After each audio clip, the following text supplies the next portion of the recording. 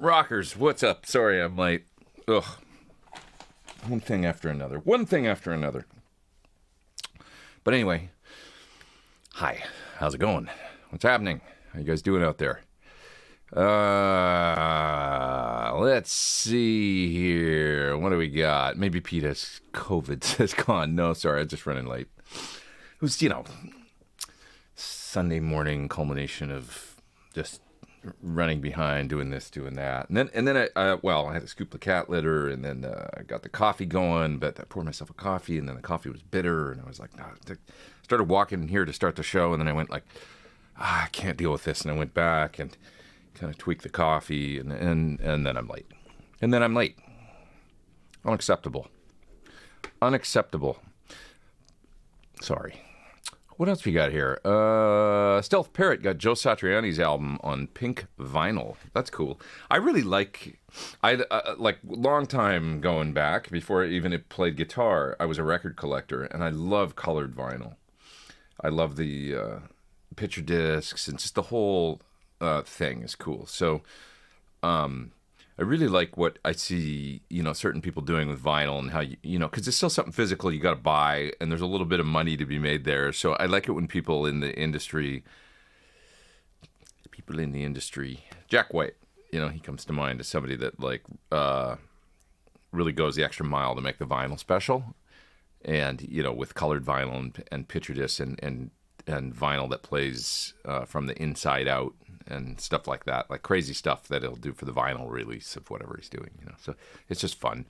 Adds an extra layer. I started following this Instagram site, and I'm not going to remember the name of it now, but it's Analog something or other, and it's all about, it's like basically they show pictures of Tokyo-style record bars, which I love. There's for those that don't know what those are, they're like these, kind of started in Japan, but now they're everywhere. There's a couple in LA, and bars where they only play vinyl, and they've got a huge record collection and a really nice system, usually with Macintosh amps and tube amps and nice speakers and stuff, and the music always sounds so good in these places. So I'm a big fan of these kinds of spots. But they post photos of places like that in Tokyo, and also in Singapore and all over the place, as well as some folks home hi-fi setups and stuff with a really nice just aesthetic and everything. One that they put up this morning was so amazing. It was, it wasn't this morning, but it was a recent post. It was Dave Brubeck's home in somewhere in Connecticut, and it's unbelievable. He's got this beautiful listening room, and with a grand piano in there, as well as this whole record collection, and then just beautiful staircase coming down, this big curved couch that kind of works with the it's unbelievable. Aesthetically, it just looks like the coolest place. But anyways, wow. That's nothing to do with guitar, really, but I'm off on a roll, on a tangent. Oh man, Peter, I'm sorry. Peter says COVID's no joke. I'm in a hospital right now with it. Peter Simulski, geez, dude, I'm sorry. I hope you get well soon, and you've got diverticulitis. Wow, dude, that's a lot to deal with all at once. You're dealing with a lot of pain and discomfort and the whole 9 yards. So. No fun. Let's wish Peter a speedy recovery. I hope you feel better soon, man. Okay, so let's see here. Happy holidays, says Paul. Happy holidays to you, man. Do you ever DIY parts a caster? I started out doing that when I was a kid. I mean, I got my first guitar when I was 9 or 10, I guess. 10, I think. And I, proceeded to very quickly take it apart and mod it with, a DiMarzio SDS-1 in the bridge position, and I painted it and took it all apart. And then by the time I was about 15 or 16, I built the guitar.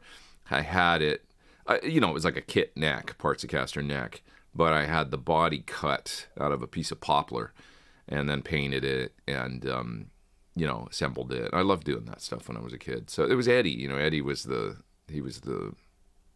influence for all of that. I was talking about that with somebody the other day, just how people didn't do that before him. It was that was the revolution. It was Eddie starting a whole kind of out of necessity. Didn't have a lot of money, and maybe didn't have the guitar that couldn't pay somebody to custom build him a guitar or something. So. I'll build it myself, buy the parts, and that's what he did, as opposed to having a Charvel built. You know, he just bought a second body with a knot in it or something, and bought a kit neck and put it all together, Ellsworth neck, and kind of cool. Yep. Let's see. We got a super chat there from Paul. Thanks, man. Have you noticed the Gibson humbuckers like burstbuckers and 57 classics are a little ratty in the high end? A burstbucker maybe, but yeah, I know what you mean. But a 57 classic I find to be quite smooth, actually, generally speaking. Those were supposedly designed by Tom Holmes, the 57 classic. And I find it quite smooth. It's not a bad pickup at all. I just think that they're a match coil, I think. So it has that match coil kind of smoothness to it. Good pickup overall, really, a 57 Classic, I think. Yeah, I've got no problems with those. But the burstbuckers I've found to be a little... Yeah, maybe a little on the harsh side or something, or maybe it's just like a low output thing. I still have them, that said, in my Dave Grohl back there, the DG335, and I never felt a need to change them. You know, they work fine in that guitar, and wasn't like, oh, I gotta change it. You know, no, it was fine. I'm just gonna hit a bunch of questions here. Finally watched The Empire, The Sound of Music. Was able to rent it from Google Play. It was great and love your contributions. Thanks, man. I've been thinking about contacting the guys that made that movie recently about another project that I have in mind, but I'll keep it on the down low for now. I just have an idea for a movie. I don't want to see if they want a guitar movie. I want to see if they want to maybe do something, because they did a nice job on that movie, I think. You're right. Yeah. Let's see here. What else are you guys talking about? Your Alnico 2 and SD are super smooth. Yeah, I love the Thornbucker 2 is Alnico 2. And I'm a big fan of Alnico 2 now. I just like it. Like, kind of came full circle. I mean, I think I like Alnico 5 too in a certain pickup. You know, for a certain sound in certain amps and stuff, it can be cool. And I like even ceramic.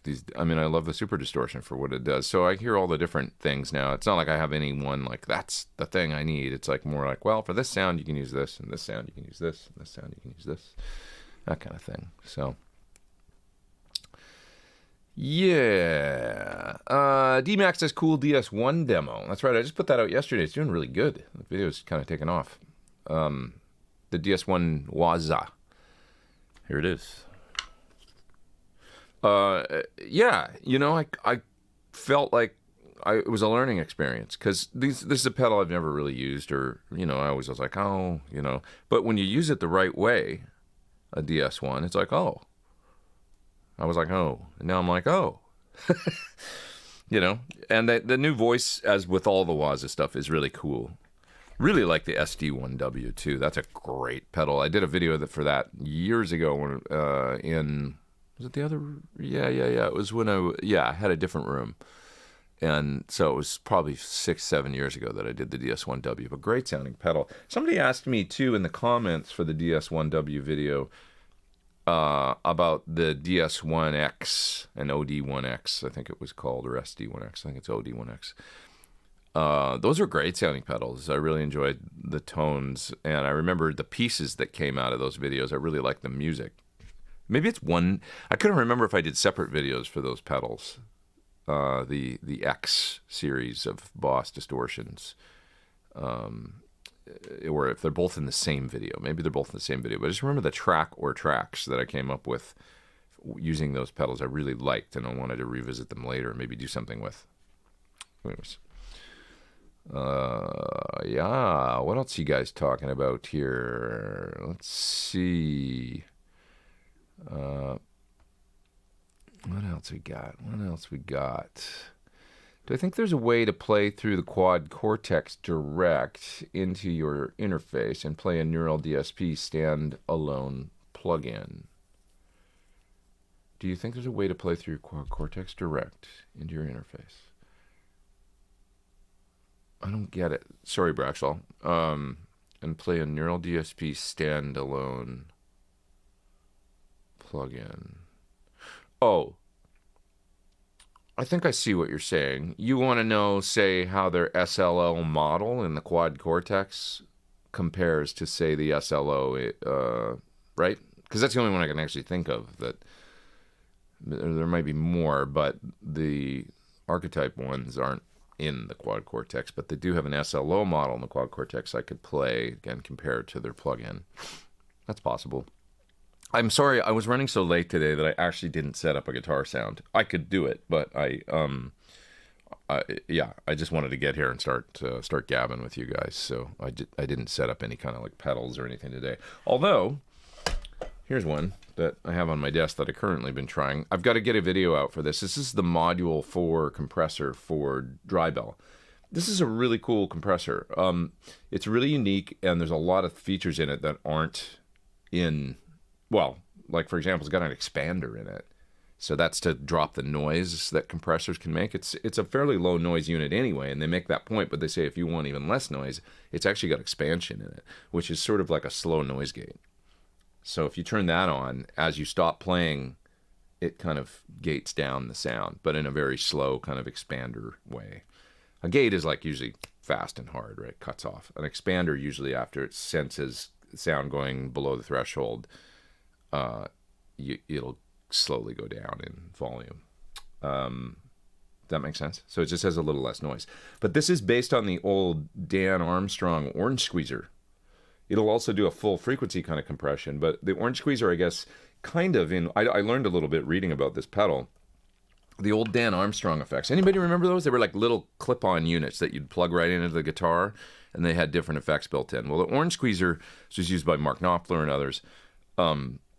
It had, I guess, some kind of interaction with the guitar pickups and pickup circuit volume controls and stuff like that on the guitar, similar to kind of the way a germanium or early fuzz would. So as you'd roll down, it was a kind of a dynamic EQ kind of thing, in the same way that and I think I heard that in this. Like, it seems to be a little more mid forward or upper mid forward, or thin out a little bit when you turn the volume down, but in a cool way. It's just got a certain sound to it that's very sort of guitar friendly. You can turn that off and actually just use it as a full on kind of modern compressor as well. So it's a really versatile compressor, this Module 4. I'm so inundated with videos to get done right now, especially I gotta go on tour next month. So before I do that, I got so many to do. So this is one of them that I've got to do, and I'm sorry, Dry Bell guys, that it's taken so long, but it's a really good sounding compressor, a really interesting unit, like everything they make. Those guys, man, the Dry Bell, there's a few pedal companies. Another one and I've got a video coming out for their pedal soon too, Crazy Tube Circuits. They make such great sounding pedals. And this one that I tried from them that I've got a video coming for in a few days, man, what a good sounding pedal. It's so good, I think I got to put it on the board for tour. It kills two birds with one stone. That's all I'll say. I don't want to spoil the release or anything because it's coming out in a few days. But, yeah. Anyways, it was really, really good. So between Crazy Tube Circuits and Dry Bell, both couple European companies that just make terrific sounding stuff. My Knees Hurt says, I hate records. Worst format ever. Come on, man. Records are fun. They sound so good. It's not convenient, but the inconvenience is almost the point. The ritual. There's a ritual to putting the needle down and to kind of starting on side one, listening all the way through, flipping over the record. There's a beautiful simplicity to it that I love, that is the antithesis of the modern sort of scrolling through TikTok or Reels thing. I sound so old saying this, but the whole scrolling through like fast, it tweaks my brain, man. It's like when I see the way, it freaks me out a little bit, the way that any of you with kids out there might see this, or if you're younger yourself, you might find yourself doing this, but scrolling through quick videos that are just coming at you, it's like, oh man, I don't think it's good for us. I don't know. I think it's like this, trying to, what is it, like a dopamine, burst like every 5 seconds or something. You're trying to get something that's interesting or funny, or anyways, I love it almost feels like meditation putting records on compared to that, just kind of getting into a groove, into a vibe. Yeah. Sometimes I get upset when people these days, and I don't mean to get upset, but I'll be like, can you stop doing that when people like change songs really fast? And I find young people do this. They'll listen to like a verse and a chorus and then flip to the next song. Say you're listening to a playlist or something. Well, what about this song? Oh, what about this song? And you just get through like 20 seconds of something there. And I'm like, I can't listen to music or enjoy myself by doing that. Like, stop doing that. I want to hear the whole song. You just get me engaged. The way I listen to music is as an arc. And I like listening to an album as an arc like that, which is part of why I like committing to the LP, and listening to the whole side and listening to the pacing. And so that constant getting jolted thing doesn't work well for me. But at the risk of sounding really, really, really old, I don't care. I mean, it's like I just don't like experiencing anything creative that way. I like the ride. So. Oh, yeah. Okay, I think I missed a super chat. Sorry about that. There's one there. This week's theme. Sorry, I didn't make a theme this week. I was running a little behind today, I admit, coming in. And I was in a phone conversation. I was talking to my buddy Brian Ray, actually, on the phone this morning. Guitarist and bassist with Paul McCartney. And we were talking about a project. And I ended up leaving the house a little late because of that and stuff. Because I wanted to hear what he had to say and stuff. But I'm sorry. I just kind of ran out of time this week to get it together. But we can just talk this week, without needing a pedal theme or anything, I think. Next week I'll come up with something good, I promise. What else we got here? Thanks for the demos. It's therapy. Thanks. Saves me the money from docs and meds. I appreciate that. I have so much fun coming up with the tracks on these videos. One thing I'll say is... like the proof's in the pudding, right? And I just feel like with this thing, like I was really happy with the way the track sounds. When I do the bend at the end of the song, if you watch the video, and then I land on the big open A chord thing, like I always do because I play in the key of A a lot. But anyway, when I landed on that chord and the way that just the tone and stuff, I was like, well, that sounds really cool. Like, and everything is DS1. It's like, if I can get a good sound like that, then to me it's really, it's like, well, I guess I like this, because I was never a DS1 guy. So I made the video of going full well into it, knowing that and thinking, well, the Waza sounds probably quite good. The Waza Metal Zone is great, So, and the Waza SD1 is great. So, Anyway, they did a nice job on this. Nice job, boss. Let's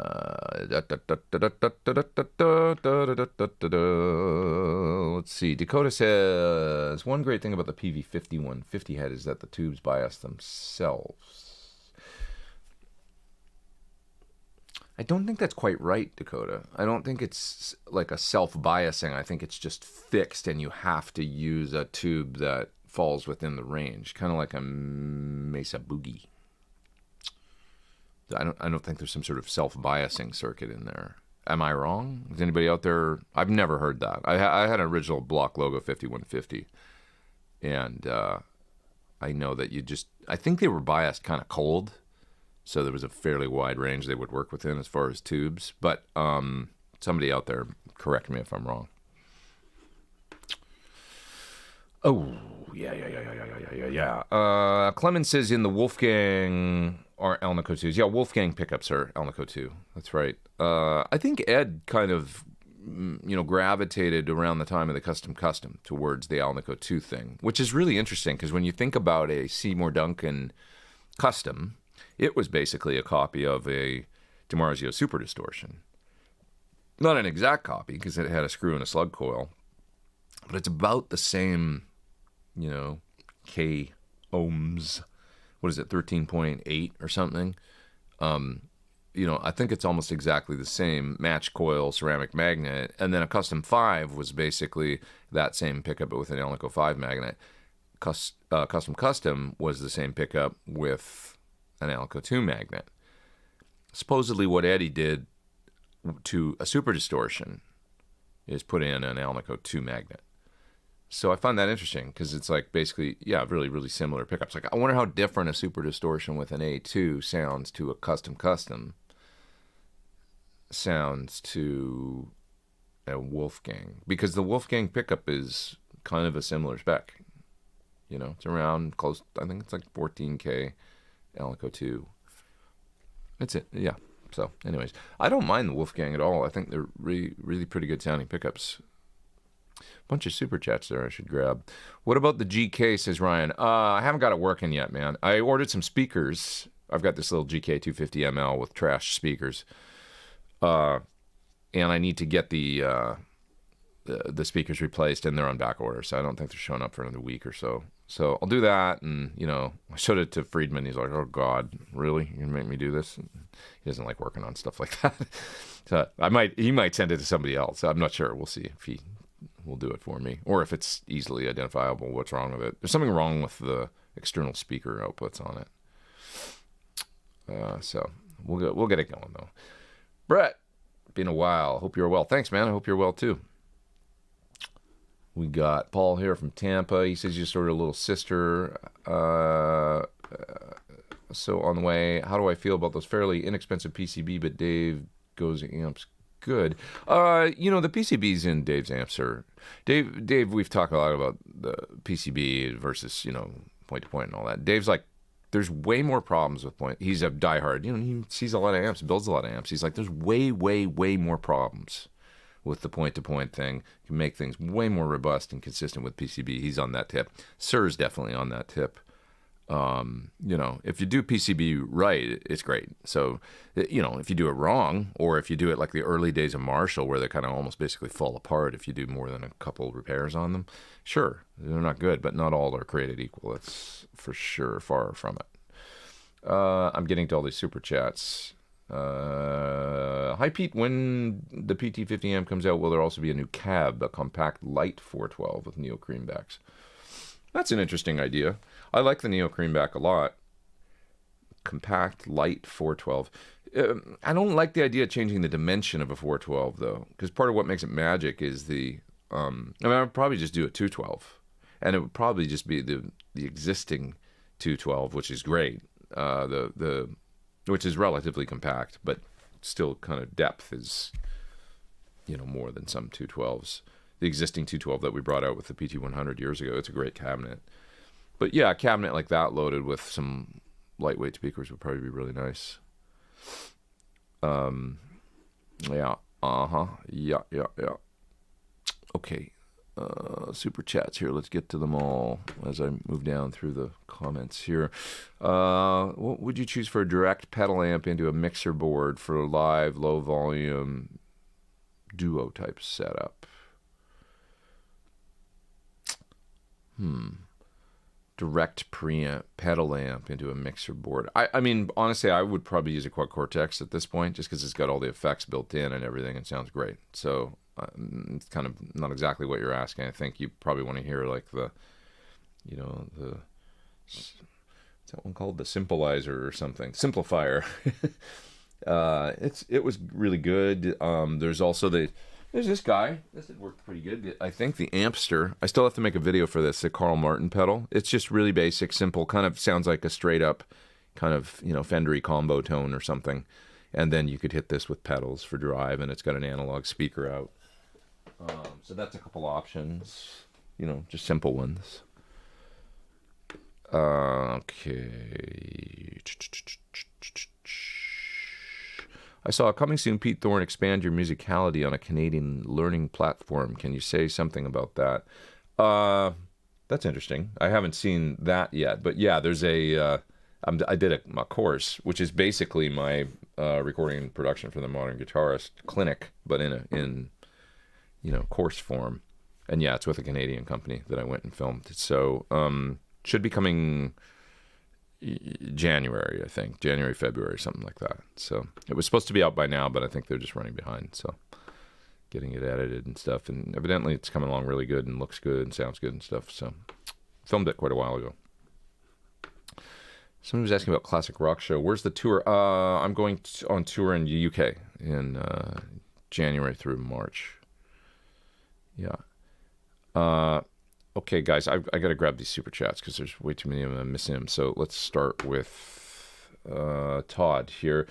Ever play a matchless is that an I-35? Seems like a great combo, Marshall and Vox tones in one. I haven't compared that or tried that.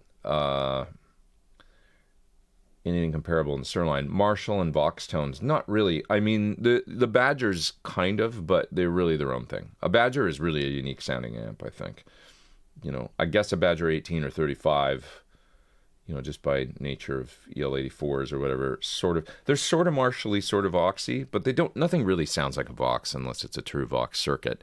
Closer to a Marshall, I would say. I mean, you could definitely get a tone out of a Badger that would be like a kind of a smoother fat Marshall, maybe JTM 45 or, you know, Marshall without a bright cap kind of sound. But the Badger's kind of its own thing. I don't know if that answers your question. James, hope you're well, Pete. Origin MEQ into blues breaker style is magnificent. I'm sure. It's a great sounding pedal. That MEQ is, I love mid boosts, and mid boosts with a nice overdrive, fantastic. You know, it's a really good pedal, that one. Really, really good. Excellent. Okay. Chris is suggesting an idea for a topic on the show, hoping for 70s, early 80s distortion and overdrive. Could do that. Any recommendations on a delay reverb for the PS100 effects loop? I use this Korg SDD3000 that is great because it's got a couple presets. I can just bang between them. I use that, but I mean, you could use all kinds of stuff, man. I mean, you know, maybe something like a what's the pedal from? I can't remember the name of it, from Source Audio. That's the it starts with a C. It's a delay and reverb. Somebody will say it in the chat. That'd be a good option, you know, to put in the loop of a PS100. There's not a lot of pedals out there that I can think of that are actually great delay and reverb in one, but there's a few. I mean, even an El Cap has a spring reverb in it. An H9 would be great because you can get whatever you want then. Anything else? I mean, you know, you can put anything in that loop. It's quite a versatile loop, so. Richard says, what is Brian Ray up to when not touring with Paul? Brian does a lot of his own music, actually. So he puts out, I think he just put out a new single recently. And he's got a tight connection with Little Steven's Underground Garage. So he puts out singles and then they play it on Little Steven's station and stuff. And he likes releasing music and writing songs and staying busy. We just did a show in Palm Springs that he worked really hard on for a couple of years to put together with Alice Cooper and Paul Rogers and Josh Homme, Orianthi. So I was a part of that show, but Brian was, you know, big part of that. And he's kind of still working on that project, really. So he's a busy guy, and he's a very, very, very smart guy. And he's a role model of mine, you know, really, because he's done so well for himself. And so I always like to pay attention, and he's been a really good friend to me, and he's referred me for a lot of gigs that were really great for me. So my gig in Japan with Tyoshi was a really direct referral from Brian. Milan Farmer, and by way of that, Polnareff in France, great gigs where I spent a ton of time over there playing. So he's been a really, really good friend to me, and you know, just super helpful. So, and he's very, very smart with real estate and property. You know, he's brilliant when it comes to that stuff. So he's in that world a little bit too, and he's a terrific musician, and you know, he's a hell of a guy. Okay, let's see. I'm moving down through the chats again. Arthur, I'm about to get to your super chat. Pro Tools Fanatic says, nice job on the Sir PT100, one of the best sounding realistic plugins. Thanks. I love it too. It feels like an amp, doesn't it? I mean, when you play through it, I love that it responds, and you know, when I play through it, it's like, oh, that's good tone. And then within about 30 seconds, I've sort of forgotten that it's not a real amp mic'd in the other room. I'm just playing, getting a sound, and sometimes then I remember, oh yeah, I'm playing through the plugin. They did a great job. I can't take credit. I mean, honestly, they do a good job, Brainworks, on all of their modeling stuff. They sent me the first version of it, and I thought it was really close. I thought it was a little too woofy, and that they needed to refine some stuff in the low end a little bit. And they did that and sent me back the next version. I was like, great, done. Basically kills it, sounds awesome. So Arthur says in a super chat here, thanks Arthur, he says, hey Pete, I want to put a parts guitar, not a caster type. I'd even be happy going with junky husk to rebuild. So it sounds like you want to sort of build something. I'd love a Firebird type if possible. I can't think of the thing about a Firebird is it's such a unique construction with the way the neck and the body is. If it's a part to caster or not caster, but, Firebird style, I mean, you might want to still do it as a bolt-on. I mean, Eddie kind of did that. When you think about the Star or the Dragon guitar, he was bolting together things that would have maybe a bit more Explorer shapes and stuff. They would have been glue-ins if they were Gibsons, but you don't tend to see a lot of. You can get kit guitars that are Les Pauls or other shapes. You can do that. But it's a little more intense, like gluing in a neck and stuff. I've seen them before though. Kits that you can order. They're like basically like Les Paul kits. Kind of wild. Like do the glue yourself on that. I don't know if I'd trust myself doing that, gluing a dovetail neck joint and all that. But it's possible. But yeah, maybe you just want to order like a Firebird style body or a Star or something, and then get a bolt-on neck, and you can get these from. I think Warmoth does all that kind of stuff. Interesting body shapes and stuff. Or maybe you just want to find something used that you can then mod. Maybe like a interesting 80s Ibanez or something. That's a destroyer shape or something. Steve says, any tips for processing piezo? I still don't know how to say that word. I've never known. Through a quad cortex. Under saddle type on an electric guitar. They're very spiky, so obviously compression, but what else? Dude, download some acoustic IRs and load an IR in the IR block and put that in and see what you think of that. It'll smooth that edge right off. It was really cool sounding to do that. So check out some of the stuff from Worship Tutorials. They've got nice IRs that you can buy, but I think you'll be amazed. You can load it in, and I think, on a quad cortex too, you can mix it at whatever level you want, but you'll be surprised at the using a good acoustic IR on an under saddle electric pickup, how much it'll change the sound and kind of bring it closer to probably what you're looking for. So I would put, whether you put the compressor first or the IR block or whatever first, it's up to you. You can try different orders of things, but yeah, probably a compressor. Set relatively conservatively, and an IR block, and then probably an EQ, little reverb. Maybe you want to put, fun thing to do would be to split to two paths and then do a pitch, like kind of micro pitch style, like a -9 and +9 thing coming out of the left and right outputs, but just blend them in a little bit, I was talking about this with Friedman the other day about the old micro pitch shift. The Eddie sound from the 80s, and a lot of people used them. I loved it, in its own way. Ed, when he got rid of it, it was the 97 or 98 tour with Gary Schroen. That disappeared from his rig. No more Eventide. One thing I always like, I've got one that the plug-in version that I use sometimes. It's part of my template that pops up in Logic. And if you just use it a little bit, it's really cool. And you don't really perceive it as being like this, oh, it's micro pitch, or oh, it's got the Eventide, it's drenched in, kind of sounds like it's still chorus or whatever. If you just blend it in at 10%, the sound just kind of goes like, and it sounds really cool. And you can't really hear the mod aspect of it. I mean, it's not dissimilar to Dimension D is another, pitch shifting thing that people used to use, the rack Roland version. I mean, yeah, there's the pedal version, the Dimension C or whatever, that came with the push buttons on it, the Purple Boss, right? But the Dimension D was a rack unit, and it's all over the first Stevie Ray Vaughan Texas Flood record.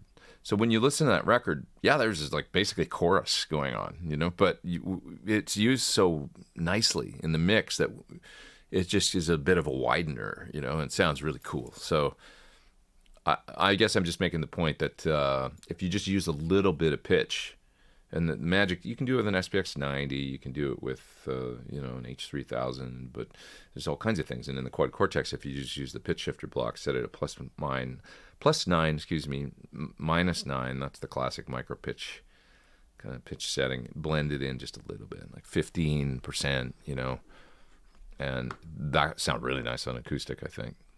So you could also use a compressor in front, like to just handle the spike.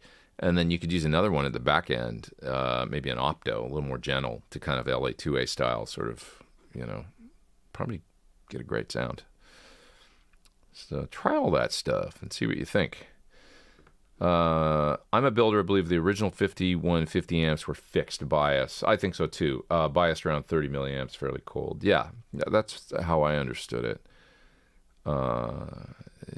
You could basically, you kind of just had to use the whatever tubes that is like Mesa, where they had the coated thing. They would basically like match tubes within a certain spec and only sell those. And then on their amps, and their amps were kind of biased cold, I think. Mesa's, you could then, put in the tubes without having to rebias because the bias was cold. So if it was 26 milliamps or 31 milliamps or whatever, it would work, and they would just sell tubes that worked within a certain range, that were biased within a certain range. And then you were safe. You could pop the tubes in without having to go to a tech, in theory. I think that's how it worked, Maybe how it still works with them. Yeah. Yeah. Rick says, got more super chats to get to there, so I'm getting to those. Rick says, thanks for chiming in last week about me running a 100-watt Marshall into my 60-watt cab through the power station. Sounds amazing. I've also been using the power station effects loop. Yeah, I use it. Totally cool. That's what it's there for. Patch some post effects in there and enjoy, my friend. Be it reverb or delay, or if it sounds good, it is good. Okay, Adam, super chat. Thanks, really appreciate that. I have a boogie. I know you guys say boogie. I say boogie because I'm Canadian. JP2C, John Petrucci version of the 2C that likes to blow fuses. It's plugged into an attenuator. Yeah, be careful there, dude. You might want to, generally blowing fuses means you're running on the hairy edge of something, so it could be power tubes. Once again, on the Mesas, you probably get a new set of tubes. And yeah, plugged into an attenuator, think because I have the amp volume too high, could be, when the higher you go, the more you're stressing things, always. And if you attenuate down, it can be easy to forget how hard you're kind of pushing the amp. So, yeah, I would probably just be careful. But yeah, definitely investigate getting a new set of tubes. If you're blowing fuses consistently, it means something is triggering the fuse, which generally means there's a, in my experience, my whatever experience as a layman, as a player, not a tech, that means power tubes. So get yourself a new set of tubes and see if it still does it, and maybe just back down that master volume a little bit and bring the attenuator up one click. Don't drive the amp quite so hard. Most of a 2C and all of those, cascading gain mesas are really generating most of the tone and the overdrive and all that good stuff in the front end anyway. So you don't really need to push them that hard. Unless it really sounds great. You should definitely rope Dave into the talk about the 250 ml. Yeah.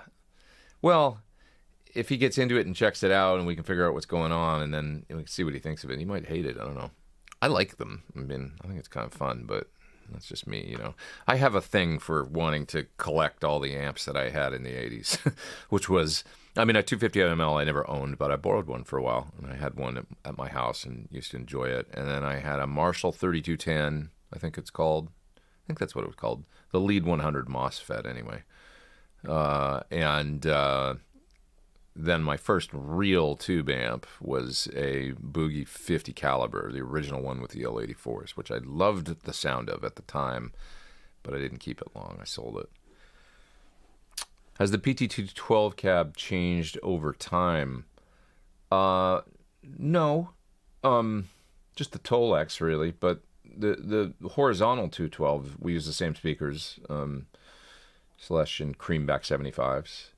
And the size of it is exactly the same as stuff. Now, we came out with a second 212, which was the more, Marshall 2061X companion cabinet influenced cabinet of mine. Sitting right there, actually. So that's the little,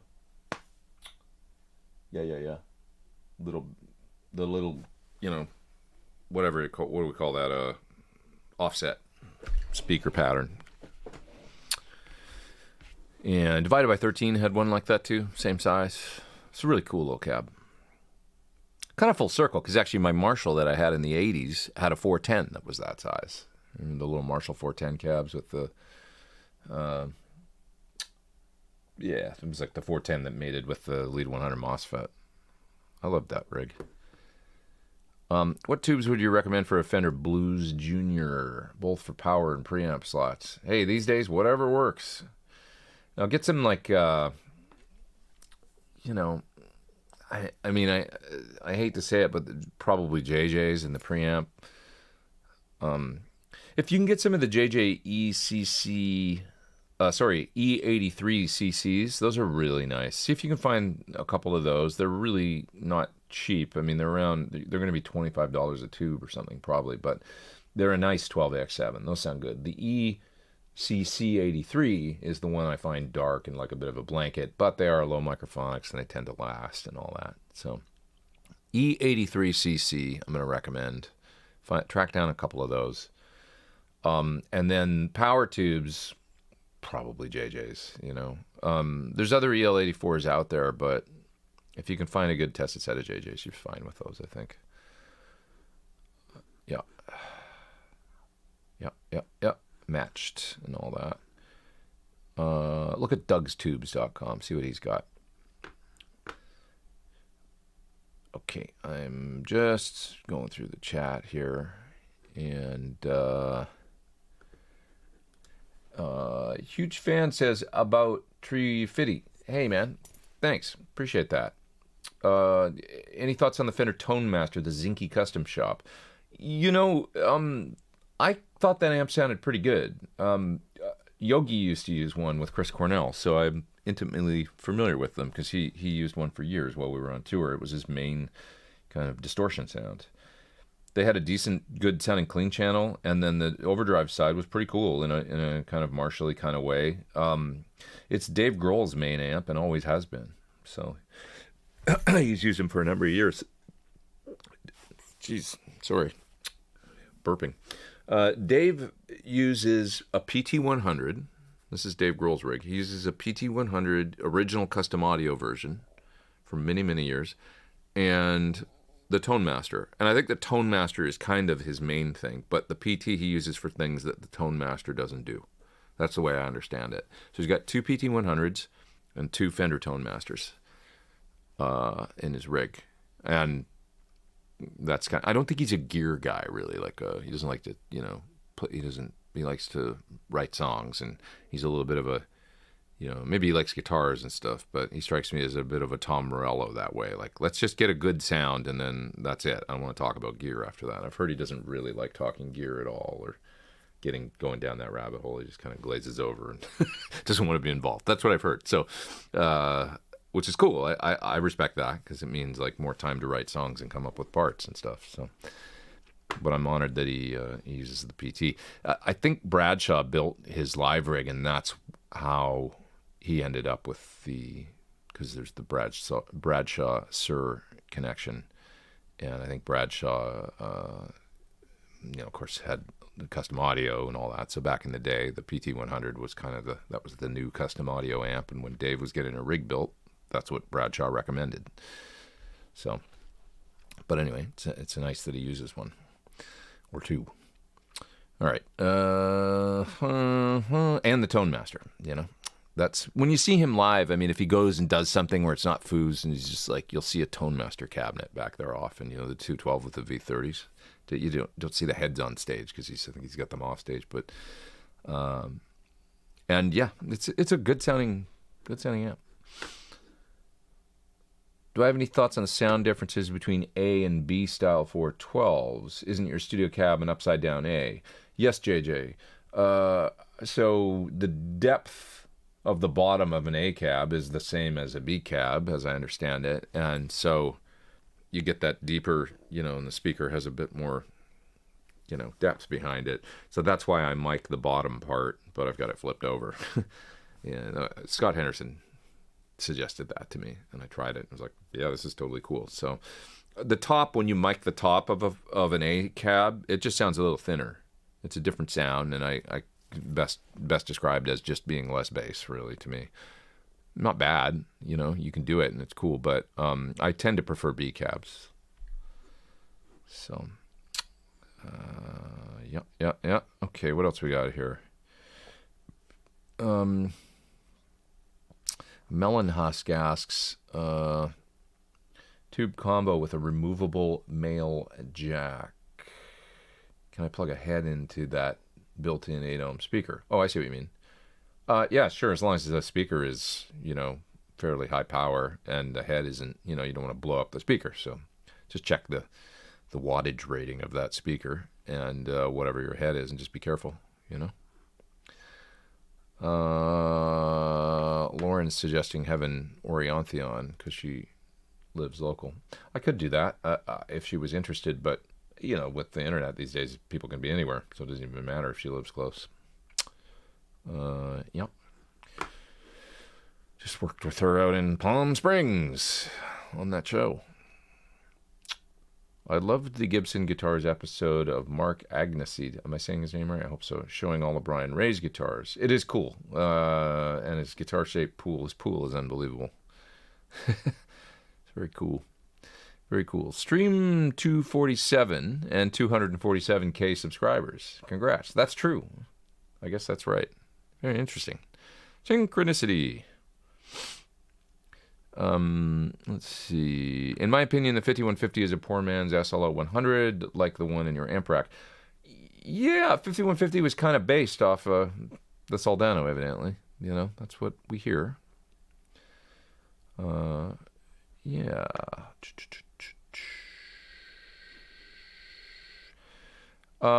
Yeah, did I miss any super chats you guys are talking about here? Ben saying I copy them down. If one's missed, I can repost it. I don't think I missed any, but let me know if I did. Okay.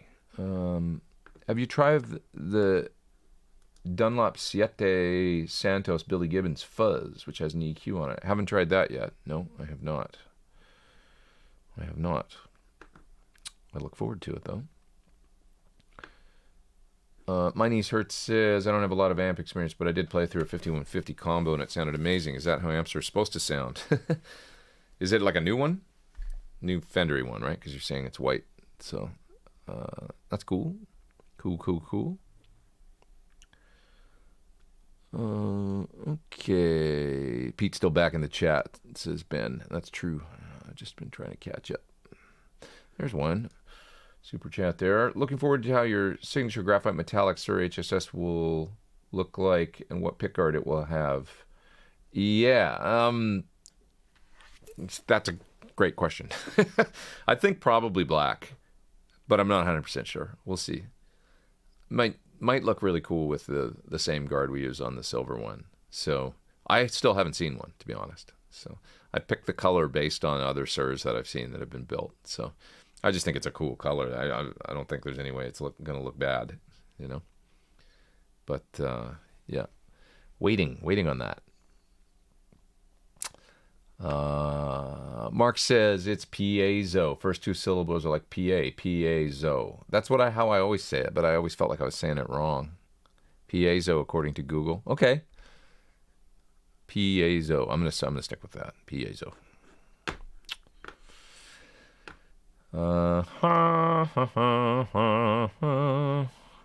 Okay, you can get the micro pitch on a Helix. Yes, that's true. It's got a good sounding pitch shifter in it that'll totally do the plus or minus 9 thing. I love the chorus in the Helix too. The 70s analog chorus sounds great to me in a Helix. Yeah. John says, in my opinion, once EVH got rid of the micro pitch, his tone started to kind of stink. You know, it's people change, and he was just always trying to do different stuff with it and stuff. And I guess people's ears change and things like that too. I thought Ed's tone was really good up till like 96, 97, and then it got a little like on the Gary Sharon era on that tour. It was like there was like a mid-range to it that was really strong. That yeah, I could see, you know, that you could say that. But actually around 2007, when he did the first version of the 5150, I kind of like his sound on that tour. I saw that tour. I saw a couple shows on that tour, and when I saw him that was the very first show back with Dave, actually at the Forum, it sounded cool. Like, and that he was using the very first 5150 then. And that amp sounded good. I had one of those, and it was cool. I mean, I used it on tour. It was a good sounding amp. So, yeah. Okay. Peter with a super chat there. Thank you, man. When setting neck angle on bolt-ons, should the bridge saddles be all the way down or all the way up or at playing height? I don't really think of it that way. I kind of adjust, like, here's what I do. On a bolt-on, if I adjust it, and I feel like for some reason the action is too high above the 12th fret, and I can't seem to get there by dropping the saddles or the bridge because of maybe the movement of the tremolo or how high the bridge is off the body. If I'm running into any kind of problem where I feel like the action is too high and yet I've got the bridge saddles like getting to the point of being unusually low, or where the posts for the trem, or you know what I mean? Where it's like, okay, this isn't working. I can't get the action quite right. Then I will shim, and I will change the angle of the neck. The last time I did that was on my, I think it was on the Frankenstein Charvel. So I've got three versions of the Eddie Frankenstein guitar, you know, all three. And on this one,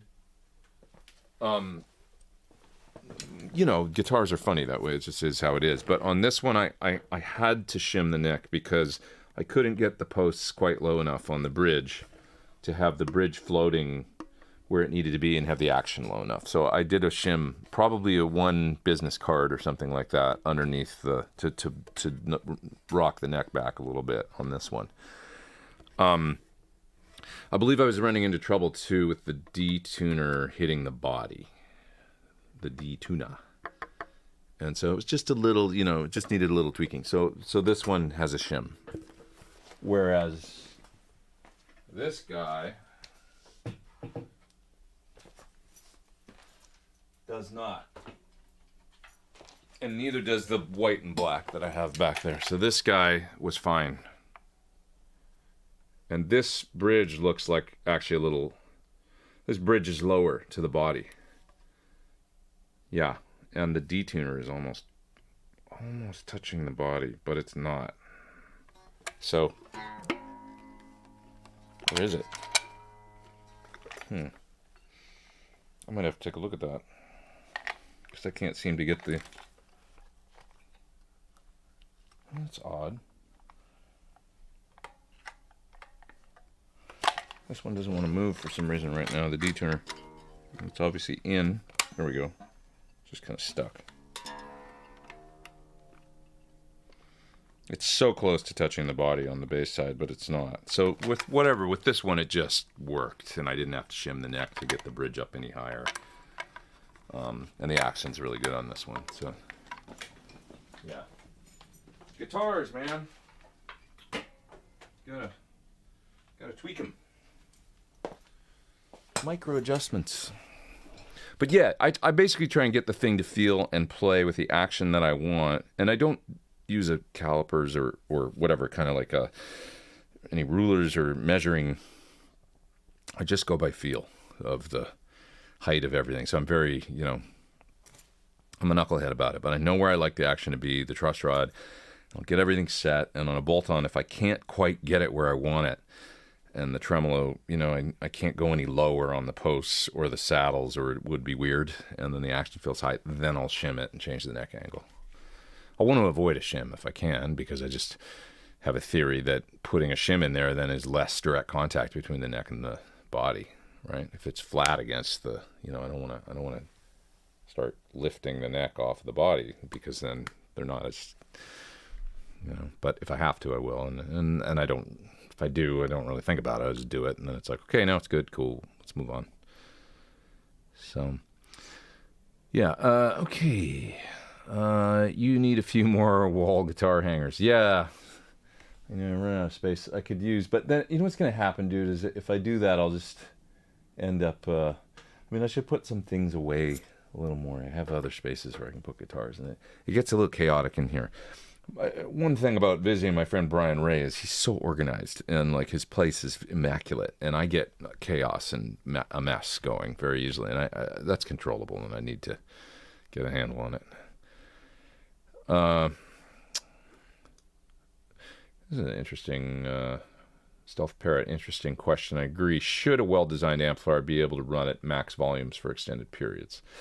I was speaking about this with Sir the other day when it comes to plexis and using attenuators and using loads and stuff, and there's things you can do to make them a little more stable. They kind of run on the hairy edge of ready to blow up sometimes, with just the sort of the plexi spec or whatever, the output tubes, but you can do things on the power tubes and things like that to kind of reduce the risk and make them a little more controlled.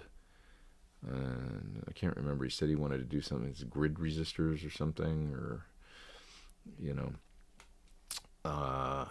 try something on my SL68 and see if I heard a difference. So we might experiment with that. He's like, I don't think you're going to hear any difference, and it'll make it a little more reliable if you're cranking it all the time. But Sir is very, very, very concerned with reliability. He likes things to work, and I appreciate that about him. He'll tend to err on the side, I think, of making it more reliable, less prone to failure. Some other guys are like, it'll change the sound, I don't want to do that because of the tone. John's always like, you're not really going to hear a difference, and it'll be more reliable. So it just depends, on what's important to you, as a player. Okay. Moving down through the chat. Got about 367 online. Nice to have all you guys here. Thanks for being here. Ian says he had an early Marshall MOSFET 100, but didn't jive with it.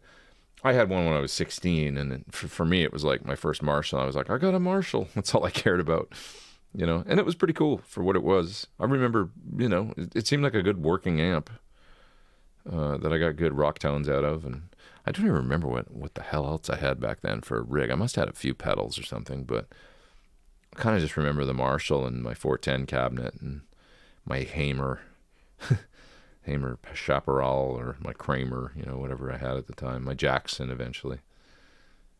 And yeah. This is cool. Michael says, I recently bought the Wilkinson's locking saddles, and they brought to life my G&L, and the tuning is excellent. That's great. So you feel like the tone's better too, I assume, then, by bring to life, you say. They do sound good, those saddles, I think. Yeah. Yeah. Cole says, I love the JJ E83cc. That's the one I like, too. The E83cc is kind of a Tesla copy. Short plate 12X7 that sounds really good. It's got really nice top end and works really well. Yeah. What else we got here? Let's see.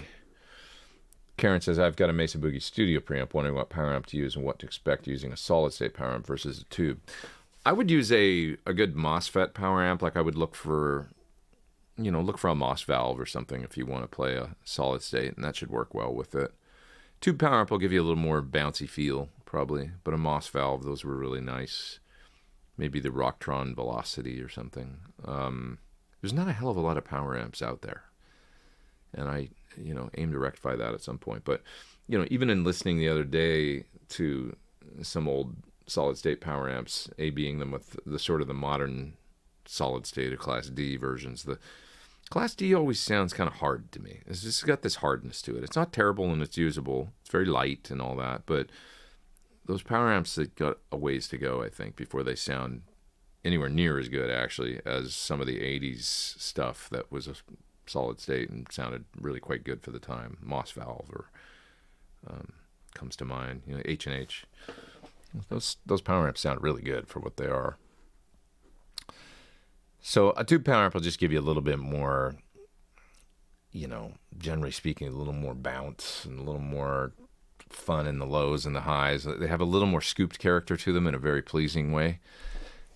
And sometimes a solid state, especially a modern Class D, will sound kind of hard in the mids. They have a hard sound. I don't know how else to describe it. There's a bit of just a brick wall hard mid-range that is a little unpleasant to me. Yeah, I can work with it with some EQ and stuff to change that, but yeah, got to do with damping and stuff.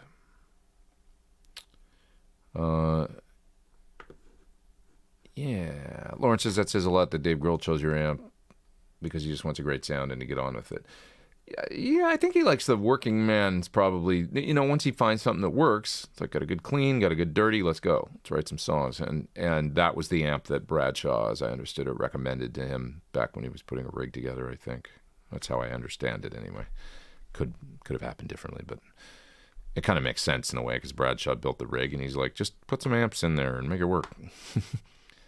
How much time did you spend learning Eddie's music? I still spend time on it, so still not done. I still have fun with that. A lot as a kid, though. And then, kind of I've gone through phases. I think about that now because, I went through phases where I didn't really listen to Van Halen, like around the Sharon era or even Balance. I didn't really ever get into that record. So from, let's say, 90...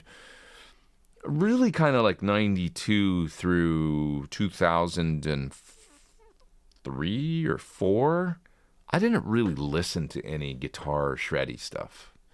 I wasn't really interested in it, to be honest, for about 10 years there. I got out of it, and largely everybody got out of it. There was no solos in music.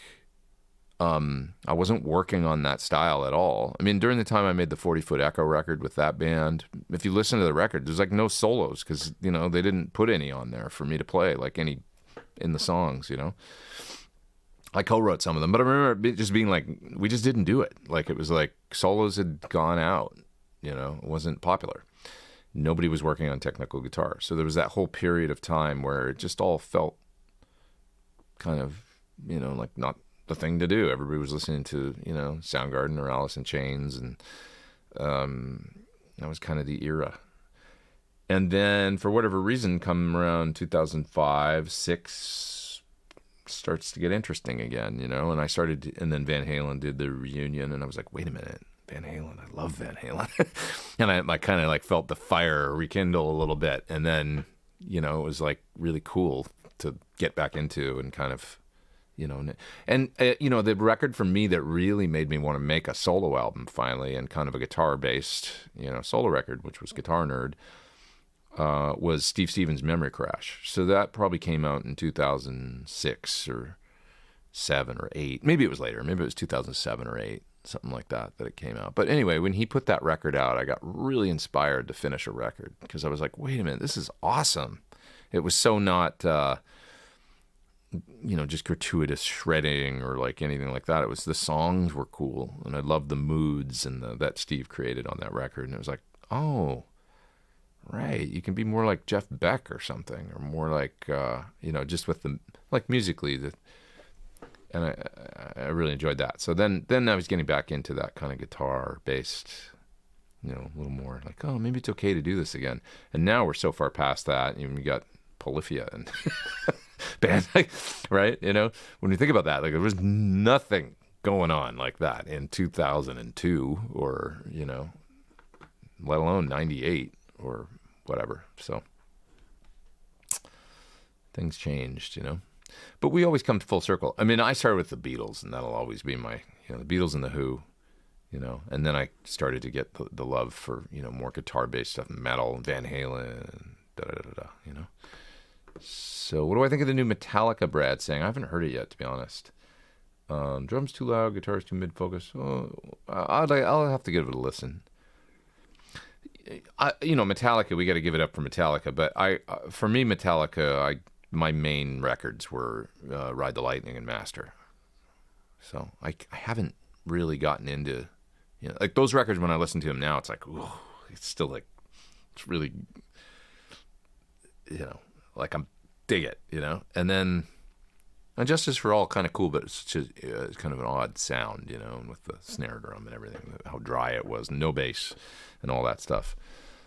And then I you know, it was huge for them, but the Black Album it's just not, it wasn't my thing, you know. I like that earlier sort of, I guess, thrash version of Metallica.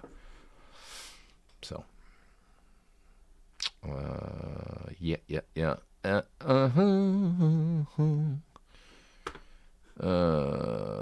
Arthur says Eddie's balance tone was stupid awesome. Yeah, there's some good guitar sounds on that record for sure. I listened a bit to the Right Here, Right Now record the other day too, and I thought that sounded really good too. The live tone, you know, whatever they were doing with that was really cool. Okay. Richard says the first show in 2007 was Charlotte, North Carolina. Well, they did a Friends and Family show at the Forum, though, first. So they were rehearsing in the Forum.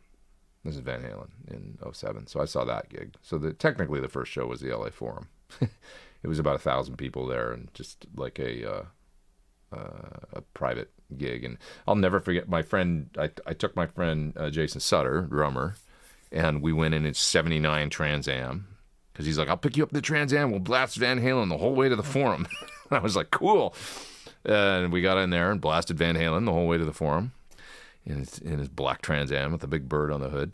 And we pulled up to the parking lot of the Forum, and you could hear them sound checking inside when we pulled up, because some of the doors were open, I think. And you could just hear guitar screaming out of the Forum, like Eddie's tone. And, you know, and when we walked in, he was actually still getting his, you know, people were just kind of slowly getting there and getting let in and stuff, and he was up there sound checking, and it was like, oh, this is so cool. Like, it was really great, really fun. And then to see him with Dave, you know, was neat. And Dave was good on that tour, you know. He was really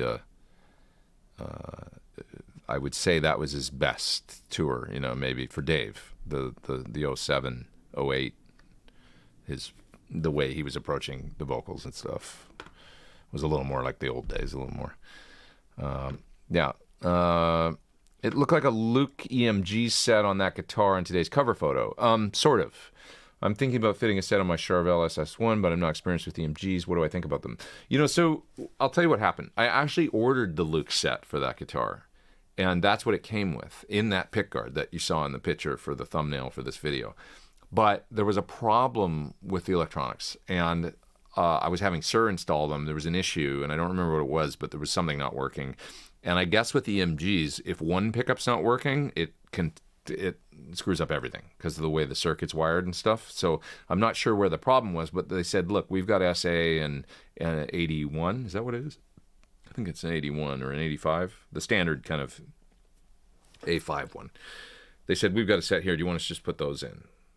And then you can send these other ones back. And I said, yes. So we still use the pickguard and the rest of the electronics, but they just put their pickups in, the ones that Sir had at the shop the day that guitar was built. So long story short, it's not the Luke set that's in the guitar, although that was the original intention.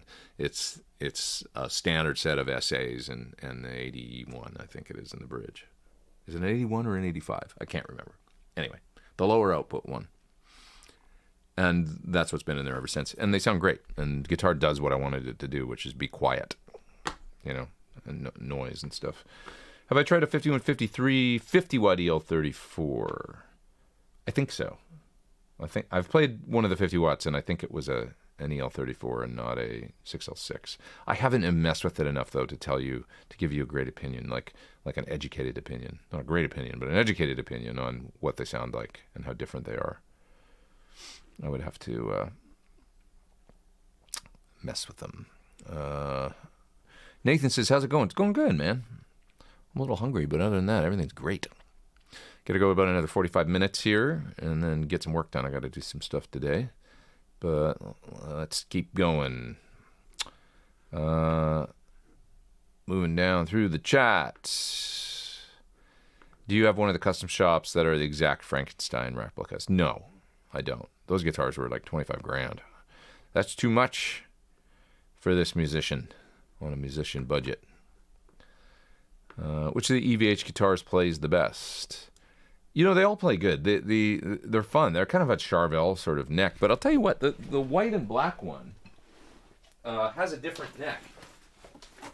This one has the neck like the original, which is a wide, it's real wide and a bit more beef in the back. So I think a lot of people would actually think that this, if I had to guess, a lot of people would probably pick this neck as being their, because it's got a bit more beef. It's a little, the other necks could be exactly what you want if you want that thinner Charvel thing, but this one's just got a little more to it. And I think this is very, very, very much like what he used. And this one has the brass nut and all that stuff on it. So, and I was surprised when I thought it was going to be the same neck shape as the other ones, but it's not. And it's the legit kind of, was it Lynn Ellsworth 78 style. Yeah, it was really fun. Okay, John says those D-tunas do not work for me at all. It will work for a while and then go fuck-oh. I've had 4 of them. Not into resetting them every week. Yeah, you that's true, John. You have to kind of do the maintenance on them to tune them in. And it is a thing. It's a bit of a process on the, exactly what you say. In order to get it to go from E to D precisely and be really reliable, you do have to kind of tweak them. There's a little Allen screw that you have to turn. You know how to do it. But yeah. Well, that's interesting. Peter says Stu Mac makes great full angled shims. Cool. I didn't know that. That's neat. So it does the whole neck pocket, right? That's neat. I should get some. Just keep them around. Here's a super chat from Cole. Thank you, man. Appreciate that. I got a couple to get to here. I have played many amps at volume, and only a couple really made me grin and continue to. One was a Rivera K tray through, I don't know that amp, through a 412 of G12K85. Amazing. Cool. What's the first amp that did this for you? The first amp that really made me trip out on, that sounded great. I mean, I remember my Mesa Caliber 50 being really cool at volume and being like, it's like a tubey, sustainy thing where it just sounded really good. It was a 50 watt all tube thing with a nice, simple Mesa front end or whatever. And that amp definitely made me smile. It was real cool. I remember playing a Jubilee that I thought was really nice in the 80s. They'd just come out, so it was like 87 or 88. And so a 50 watt, I think, Jubilee head. And I was like, oh, this is cool. And then, let me think what else. My friend Al Vermew, who is an amazing guitar player back in the day and does front of house sound now for people and mixes and does tour managing and stuff. He's front of house and tour manager for that Canadian band 3 Days Grace now. But he was a bit of a mentor of mine. He's about 10 years older than me, and he had always a really good guitar sound. And he had started using, it was in a great band, a cover band in Western Canada. He had started using those Seymour Duncan convertible amps, which could sound probably really bad if you set them up wrong. But the way he did it, they sounded great. So they had these modules that you could, the idea was you could modify the preamp by pulling these modules in and out. A little like a Synergy almost, except it was the whole, like literally first stage tube, second stage, whatever, and you could kind of hybrid your own amp together, right? In these Duncan, that's they were called the convertible. You take the top off and pull the modules in and out, and kind of put together different circuits. They never really caught on, but he had a great sound with them, and he did an early version of basically Wet, Dry, Wet, is my memory, with them. And he also was the first guy I ever saw use a Marshall cabinet with blended speakers. So he had 2 greenbacks and 2 G12H30s, early ones, probably 70s speakers in a Marshall cabinet. He also used them in a high watt cabinet that was his favorite, I think, because he loved it had a port in the bottom, and he really loved the sound of the high watt cabinet with the vintage Celestians in it. And yeah, he would run some variation of Wet, Dry, Wet with these speakers somehow. And he's maybe some pedals and stuff, but he had a A3 Korg processor that he did a lot of his sounds with, the Korg A3.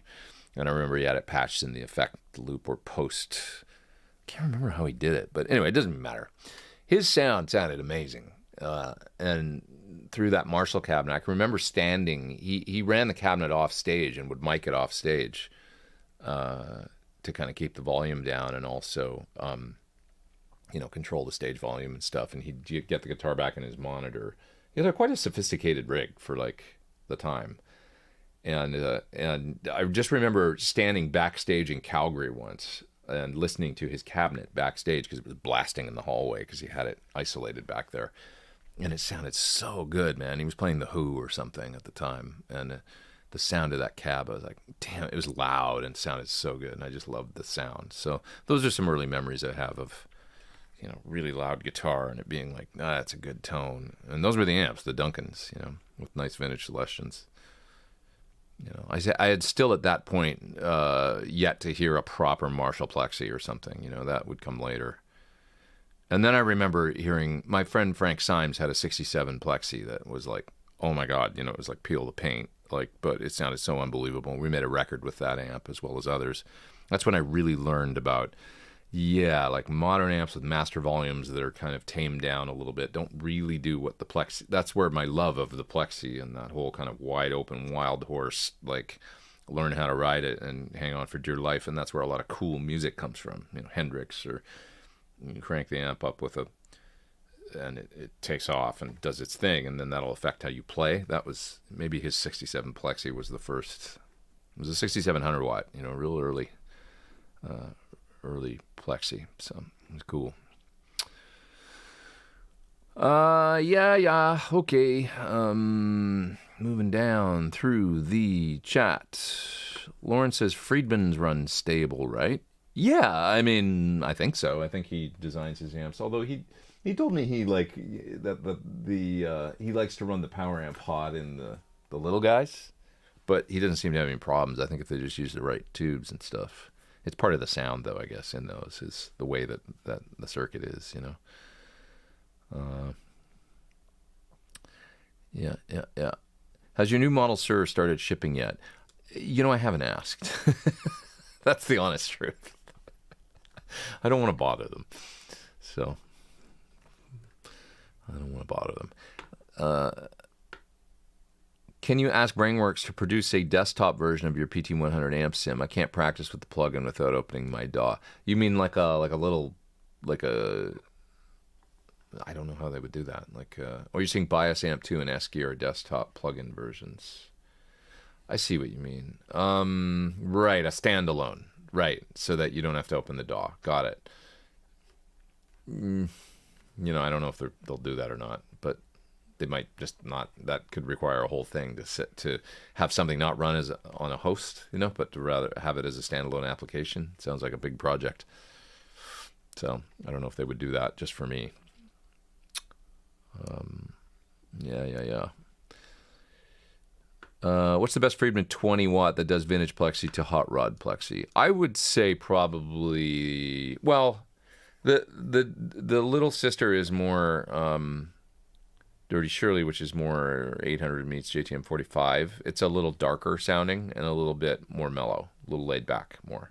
Still do, high gain and all that, but it's got a more laid back character. The little Pink Taco is more like hot rod, but it's got a pretty wide range of gain via the structure switch on it and stuff. So you can definitely tame it down. And I would say probably that one, you know, it'd be the more what I think of as, wild, Marshall Super Lead fun rock. Okay. Super chats. There's Chris Quinn, top 5 70s or 80s distortions. Also, sorry to bug you, but I hear Stray Fryette talking about working on GKMLs back in the day. Oh, really? I could do that. Take it to him. He'd probably hate me for that, but okay. Good advice. Thanks, Chris. Appreciate that. Oh yeah, coffee. Dave might be able to just figure it out. I think he just doesn't like. He's not really a fan of working on solid state stuff. He likes tube amps. So top 5 70s and 80s distortions, like distortion boxes. Well, we're gonna have to go with the DS1, the Distortion Plus, the Rat. What other specifically the Big Muff, because it was kind of designed to be a distortion, I think. And towards the end of the 80s,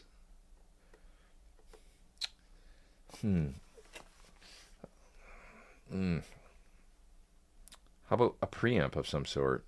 Or like when I'm trying to think of a distortion box.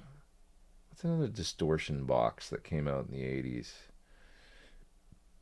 Like a hard clip distortion. I can't think of one, to be honest. How about the Stack in a Box? Anybody remember that? Or I'm avoiding overdrives here, like the SD1 and stuff. I'm thinking about hard clip distortions. I'll let you guys name the last one. There really wasn't that many of them. It's kind of funny.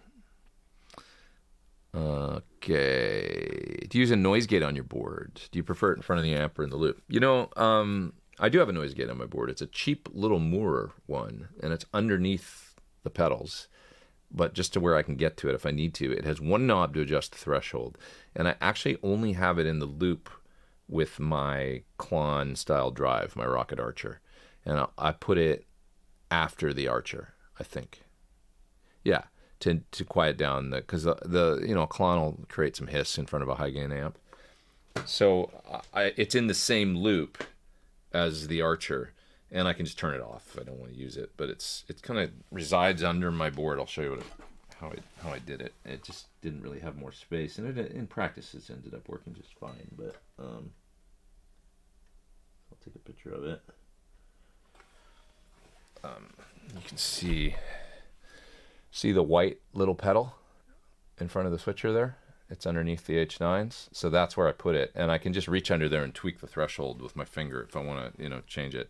But it's only in the loop with the Archer. So other than that, I've occasionally used, when I've been in a real noisy room, an MXR Smart Gate in front of the whole board. So just so that it's muting the output coming out of the guitar. I have another noise gate here that's pretty cool. It's this guy, the Rocktron guitar silencer. So this does the sort of, it's got a gate, but then it's also got the hush in it. And the hush is like a downward expansion kind of circuit. Once again, an expander, kind of like what's in that drive out pedal there. That will help tame, if you got a really crazy noise going on. But the more that you use the hush, the more it cuts your top end. Sounds good in front of high gain generally, because you don't always even want all that, top end in a high gain signal. But when you go to a clean sound and that thing is still on, you'll tend to hear it dulling your treble a little bit because it's doing some sort of always on downward expansion on your top end, or not even expansion. Maybe it is, but it just kind of has a dulling effect on the high frequencies, I find. So there's various, like, what's that other company, ISP? Some of them will make kind of sophisticated units that go in front as well as in the loop of an amp. So you've got sort of some noise reduction going on in front as well as post distortion. I've never owned any of those ISP ones, but people seem to like them. A rack mount Hush 2C, I think, or maybe it was a 2B. I had it in here for a little while. I was experimenting with it. That seemed to work pretty well, and it did the same thing as that, but seemed to have fewer artifacts. Seemed to kind of keep the original tone a little bit more, an old rack one. So, yeah. I've kind of given up on all that, and I just deal with noise now. So, Steve Morse is an excellent player. Have you studied him at all? I have, yeah. I brought him up last week or the week before, actually, and I was demonstrating some of his exercises that I learned way back in the day. And, I learned too many notes and tried to play it as best I could. He's a crazy alternate picker and really interesting guitarist. So I learned a lot from his Hot Licks video, or was it REH video back in the day? I think it was this Hot Licks, actually. But it was really great. And also, I really enjoyed his Guitar Player magazine columns for a number of years. And I even bought a book that was a collection of them. So I have somewhere Steve Morse, all his columns collected together in a kind of a coffee table style book that you might still be able to get. I don't know, but it was really cool. There's a lot of knowledge that I really enjoyed his magazine column. So really good. What's a good Van Halen song to learn for a mediocre guitar player like myself? Something that's not terribly difficult, says Karen.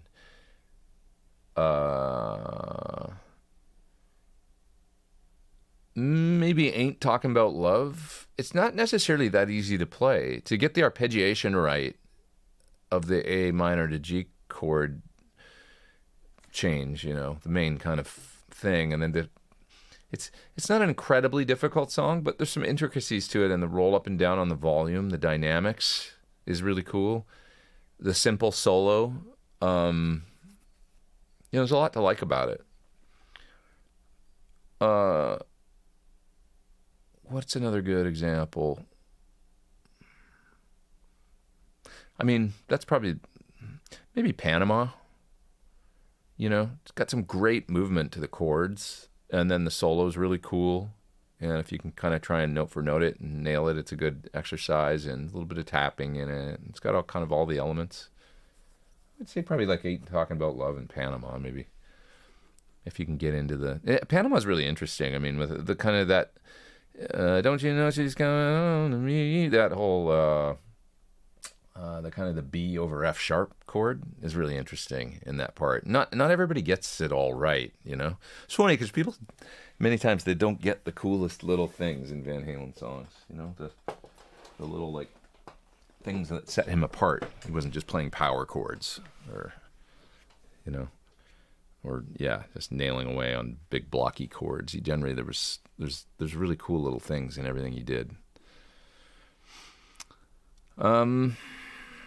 Okay. And that's kind of where the magic lies with Van Halen to me, is in the feel, the groove, and then the little intricacies that set him apart from just about everyone else. Yeah. Chef Jeff says, don't be jealous, but today I'm prepping for an early morning colonoscopy. How do you say that? Why can't I say the word right now? Colonoscopy. How do you say that word? I can't think of it right now. I think I'm having one of my old age brain farts. Oh, God. When you look at a word and it reads funny, you're like, I'm not saying it right. That's the way I'm feeling right now. But anyway, that's too much information, Chef Jeff. But enjoy yourself with the salty solution. I've got 4 words for you. Vaseline is your friend. You know what I'm talking about. Anybody over 50 knows what I'm talking about. Anybody under 50, they don't get it. Okay, let's see. Jamie's crying, says Craig. Jamie's crying is really special because of the way the riff bounces between the top strings and the cool chords, and Jamie's crying is great. The little pull off on the B string and all that. It's so neat. It's really, nobody wrote a riff like that. Like Jamie's, it's just such a unique little guitar riff. Very cool. Okay. Here's a super chat from Tim. Thanks, man. Merry Christmas and Happy Holidays. Thank you. Do you have a reference, mix, or songs you refer to when mixing? Sometimes. Or do you kind of have a template by now? Sometimes I'll just think about something that's similar to what I'm trying to go for, and then I'll pull it up and listen just to make sure I've got everything in balance. I like to sometimes listen and make sure, like, the top end is right or not, way too much or not enough. And then also, like, the level of bass, the level that the bass are at, or the overall level of, like, drums compared to guitar and bass, and I'll reference things. But it's not one particular song that I ever listen to. Yeah. Ooh, I'm far back in the chat, I see. So I better move down. Ooh, there's a big old super chat that I missed. Peter Evans. Thanks, man. We'll miss the whole show today, so thank you for today. Videos this week. As always, amazing tune for the Boss DS1. Hey, thanks, Peter. Thank you for always being here, and thanks for your super chat. Appreciate that. Videos this week, Crazy Tube Circuits, Cornerstone Effects, those two for sure. I better get this Carl Martin Amster video done, or my friend Soren's going to be really mad at me. I've got videos I need to do for Valbrook, for Victory, Black Star, Dry Bell. But the first two I got to do, and Wampler. How am I going to do all this? Maybe I should go. No, I'm going to hang here with you guys a little longer. But it's a lot. It's a lot. A lot. It's a lot. Tell you what, it's a lot. All right, I'm looking for other super chats here. I'm going to go down to the bottom of the chat. Ask questions again. If you asked and I didn't answer, ask them again, because. Just because. I'm so sorry I'm missing a ton of questions here, but maybe I just need to move faster. Here's a super chat from Sasha. What's up, man? Colonoscopy. Oh, yeah, colonoscopy. Thank you. Colonoscopy. Right. All words look funny to me, says my niece Hurt. I love how you guys did this. I should take a screenshot of all this. Colonoscopy. The musings of old guys. Guitars and colonoscopies. 45 is now the recommended age, says Stephen. Change from 50. I'm scheduled for mine in February. Enjoy, Stephen. Yeah. I had one 3 years ago.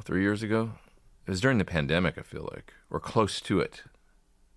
Maybe right before it, I think. So, yeah, I'll be due. They wanted to another 5 years. They wanted me in for another one. So, we'll see. Good times. Oh, we all got to deal with it. It's just part of life, isn't it? Yeah. Oh, that's interesting. Steven says you can take pills now instead of drinking that crap that they make you drink. That's good to know. Still the same effect, though. Have a bathroom near. All right, sorry. Too much about this. Wampler's new distortion. Yes, that's right. I got a video coming for Wampler. I just didn't have time to do them before the release the other day. So I'll get to them maybe next week. Maybe I can get 3 done this week. I will try.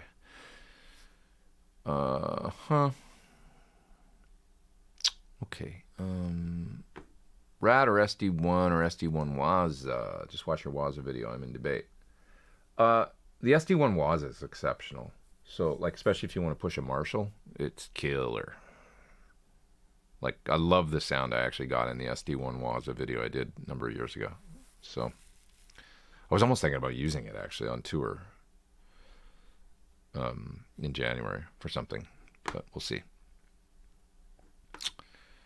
We will see. Melonhuss says, Dred Zeppelin, awesome guitarist. I know Gary, if that's who you're talking about. I'm old friends. Haven't talked to that guy for years, but I remember him in the 90s. I knew Gary pretty well. So, Butt Boy, they called him. Richard says, for the coffee fund to get all those videos done. Thanks for the super chat, man. Appreciate that. You, sir, are too kind. Too kind. Just make sure I got all the supers here. Thank you, Sasha Boo Boo, once again, for giving me for super chatting and telling me how to say colonoscopy. Appreciate that. Sorry for asking about the GK amp. Hope it works out. You don't have to be sorry, my friend. It's okay. Oh, it'll work out. It's just a bit of a, luckily I know good amp techs. We'll get it going. It was a little like the guy that sold it to me. I mean, come on, dude. Like, it doesn't work, really. The speakers are totally shot, and so you can only play it at very low volume, and then it works. And then the external speaker jacks are terrible. It's like there's something totally wrong going on there. Just get like a low hum and no volume, basically, when you use those. So it's buggered up, but it's just a matter of parts, I'm sure. But, he didn't sell it as such, so... Anyways, I didn't make a stink about it. I'm just going to get it fixed. Okay, if you like jazz and Black Sabbath, check out Jazz Sabbath. And there is a new Candlemass album out that's pretty good. Jazz Sabbath. Interesting. I'd like to hear that.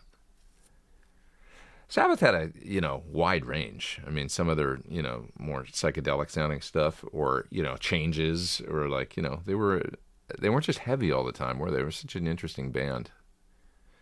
It's funny, we were listening the other day to the early days of heavy metal, and I was saying, well, okay, like Blue Cheer, and then like right after that, Sabbath, it was all happening. 68, 69. It was the dawn of an era. Oh, yeah. El Scott Music. Lauren says, that's like 7 new songs you have to write this week. Yeah, I mean, maybe I'll do 3. I think 3 videos, 3 songs. We'll see. I've got to start learning music too for tour in January, so it's going to be, I got to work a lot. I got to kind of get down to it, start getting up earlier. Any advice to get that massive mid-focus Tom Scholz style guitar tone? Been loving his stuff lately with Boston. It's a lot of distortion, and it is very mid-focused. And I mean, maybe part of it was using a fixed load, like a resistive load, the power soak, with a Marshall, and somehow driving the front end. I mean, I think Tom used to use super distortions, so that would drive the front end of a Marshall pretty good. And I'm not sure if he did anything else before, pre-Rockman. He kind of had the most radical guitar sound before Eddie Van Halen, I think. At least, radical distorted guitar sound. Those early Boston albums. It was very unique. But he designed the power soak. And when I think of what a resistive load does to a Marshall, it's that kind of more MIDI rolled off top end and a little more like his tone, So that compressed kind of, sort of flat through the mids kind of, but mid-forward sound. I don't know. Anyways, let's see here. What's up with the fight between Sharon Osbourne and Bruce Dickinson? That sounds juicy. I haven't checked that out. Are they battling? I want to hear that. Sad you're not playing in Glasgow on tour. Yeah, that's too bad. I know I love playing that town. We're going to Scotland though, but just not there. Sorry.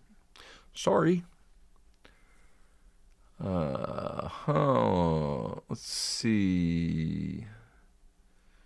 What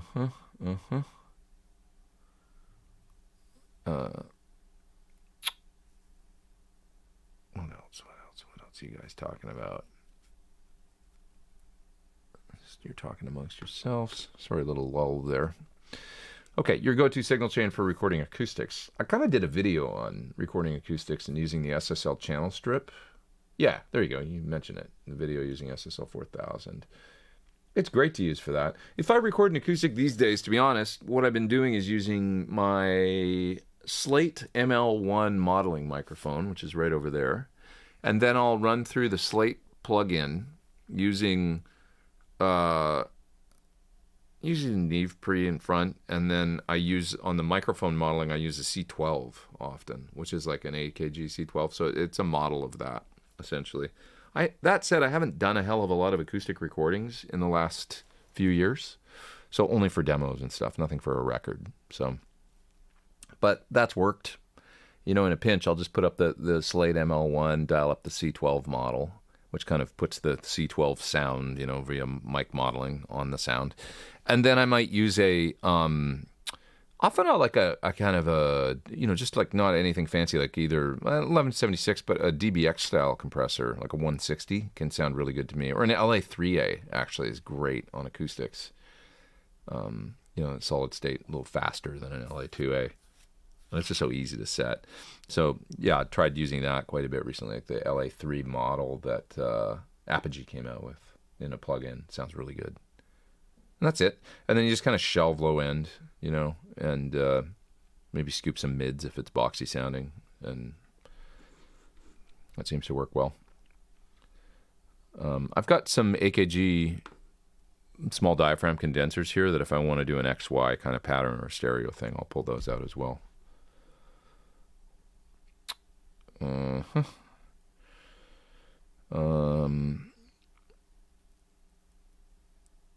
Somebody's asking if I accept advertisers. I don't really. I mean, I wouldn't even know how or where to start. But yeah, it's not something I've really done. I mean, there's, Google ads, I guess, on my videos anyway via YouTube. So, yeah.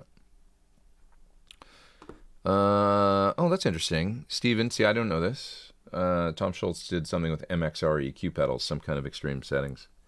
Probably kind of like Randy Rhoads, too. Kind of extreme EQ to dial in a distortion plus and all that through the front end of his Marshalls. Okay. Let's see.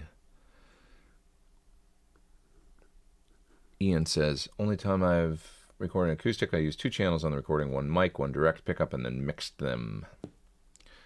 You can do that. You just have to be careful with phasing, too, because the DI is always going to get there faster, and then you got to flip the phase or time delay or do different things to kind of make them work. Just be careful about ever mixing DIs with mic signals. Yeah. Let's see. Did you use an acoustic preamp? I'm playing acoustic with Chris Cornell. No.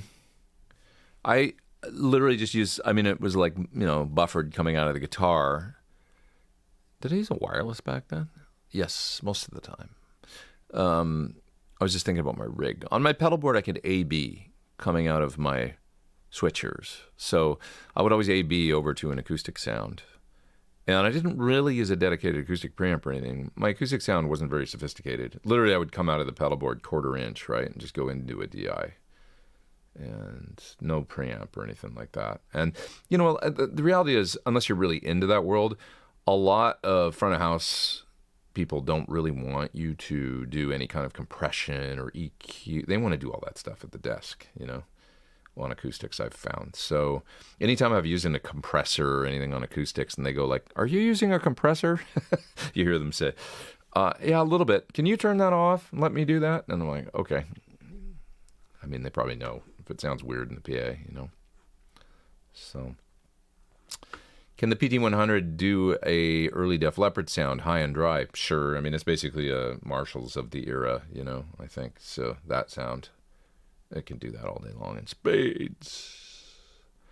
What's the easiest or simplest way to add drums to my cover songs? I can play basic guitar, bass, keyboard parts. How do you recommend adding drums? I really like, my recommendation for a plug-in drum instrument is always Easy Drummer. So Tune Track, Easy Drummer, EZ Drummer, E-Z-Z. You like that? Like Canadians out there. YYZ. Do you use the UA aux in all your videos? No, actually. I use it sometimes. I have it here, but I don't use it in all my videos. Generally, most of my videos these days have been mic cab. So, real mics on a real cab in the other room. Sometimes I use the aux for a certain thing, but generally these days I've been going to for a specific thing, which is the AC30 cab, because I like it in the aux. It's a really good sound, and I'll do that and then blend in some of the room mics. So it's when I'm going for a certain thing, generally speaking. Yeah. What's your ideal amount of pedals? All of them. No. Like, what is too many versus what you gig with or need? Well, if you look at my pedal board, it's generally reflects what I've used, Yeah,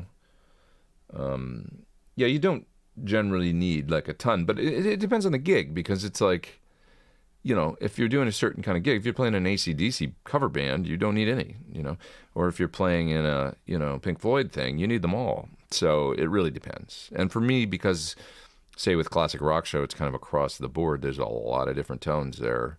So I make a lot of use of different pedals, I'm considering in January, speaking of which, taking a different kind of rig rather than doing the PT-15, which has worked awesome, but I'm just always want to have fun and try different things. Considering actually taking the SL68 and my Sir Bella combo and A-being them for an open back, dumbly fendery thing on certain songs, and then the, obviously vintage Marshall grind of the SL68. So I'm experimenting and thinking about that. And just going mono this time. Last time I went stereo by coming out of the PT-15s direct out and going into the quad cortex and then splitting for a wider thing. I don't think I'm going to do that this time. I think I'm going to go mono. And I think I'm going to avoid using in-ears at all, if possible. And just have the 112 combo up there and the SL68 with my 412 that's already in the UK. What do you think? Should I do it? I haven't done an AB vintage amp rig like that since doing a Melissa Etheridge tour like that in 2012 or 2011 maybe, when I AB'd the SL68 with the Kelly amp. It was fun. Lauren says, I like your front of house guy voice. Are you using any compression on that? Can you turn that off? Yeah. Can you show us your cab room next week? Well, I can't take the computer and camera in there is the only thing, but I can take a picture and show it to you easily. SD Design says, I am clueless how to add drums. Well, do you record in a DAW? If you record in a DAW, look at TuneTrack Easy Drummer, and you use it as a plug-in instrument within your DAW. So if you're using Pro Tools or Logic or any of that, you just make a new virtual instrument track, and then you just insert the plug-in on the channel. And it's got a whole bunch of grooves in there and a whole bunch of different drum sounds, and it's super easy. So start with that. Go to tunetrack.com and look at Easy Drummer. Next time we talk, you won't be clueless. I guarantee it, my friend. When will your HSS model be available? I have no idea, to be honest. I wish I could tell you. The easiest way, I tell you who knows, is the dealers, because they can look at their stock, what they've ordered, and they can get a delivery date. So the dealers are the ones that know. And I've just sort of, with this stuff, I've kind of decided to not bother them. Like, I don't ask them, when are you going to do this? When are you going to? Because I feel like I'm giving them anxiety or something, I know they're doing the best they can building things, but I try and just stay out of it. So hopefully some of them are maybe being built now, being shipped, I know it's been a bit of a wait to get them out there. So, but nothing I say will, for real, says, I didn't mean to, I'm taking the fuzz off of my mouse and it pushed. Anyways, blah, blah, blah. Sean says, I'm new to the cabinet IR thing. Is the Sir reactive load a speaker replacement? As in, can I go straight to my DAW? Yes, exactly. It's got the cab sims built in. Plug your amp into the thing, come out of the thing line level right into your DAW. Boom. No preamp or anything required, or DI, or you can plug it right into the line input, 1/4-inch line input of a DAW, and it'll work great.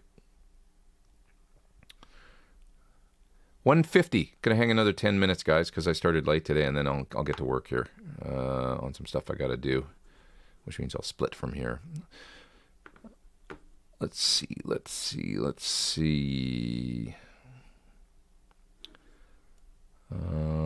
Pete Thorn in a box pedal. There isn't one of those that exists yet. How would you dial in the SL68 in that setup? Probably for crunch, 7 on the preamp, on the treble channel, 7, something like that. And then hit it with boosts for solos, roll down a little bit for if I want cleaner. And then if I want cleaner than that, I just go to the combo and go for, I was thinking, use the combo a bit more. Like the Bella works great with pedals. So take some pedals that I can get some dumbly or fendery or different sounds out of.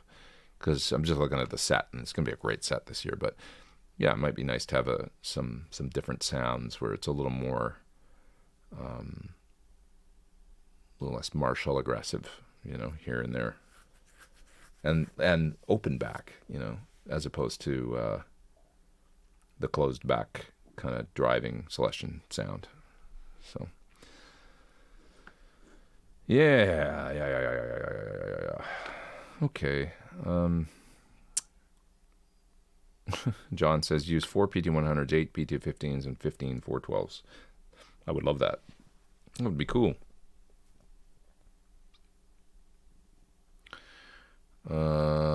Okay. Ben says he sold 30 of something in the last few months, but still has 80 plus. Are you talking about pedals? That's interesting. I should probably sell some pedals too. What else we got here? Anyone uses the Shure stereo condenser MB88 Plus as a room mic in addition to a cab mic mixed in? Sounds like it could be a really cool idea. Stereo mic back in the room. Probably be fun. Yeah. Okay.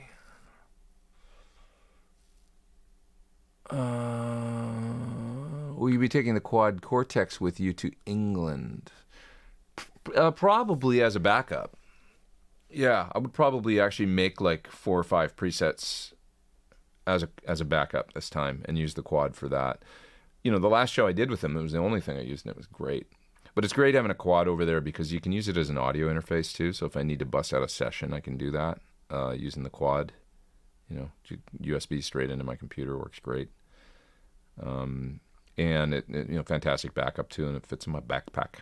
So we like that. Yeah. Love me some Quad Cortex. Do you have your own IRs available that's not a 2 notes package, says Arthur? Not currently. I haven't made a few, but they're not out. Did you talk about Pantera yet? The Pantera sort of reunion. I didn't. Yeah, I watched a little bit. I don't know. What do you guys think? My feel is I've spoken a little bit with Rex. He seems like a very, very nice guy.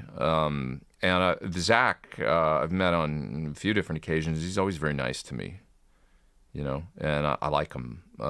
He seems to be very, he was just really kind when I met him. So I wish them well, I thought, who cares what I think, my feel is that whether it's good or bad or indifferent or whether that's a viable thing or not is, it's a little like if you did Van Halen with no Eddie and Alex, but I don't, that's neither here nor there, I guess. If people want to come out and see the music and enjoy, I guess we get to that point where once people are gone,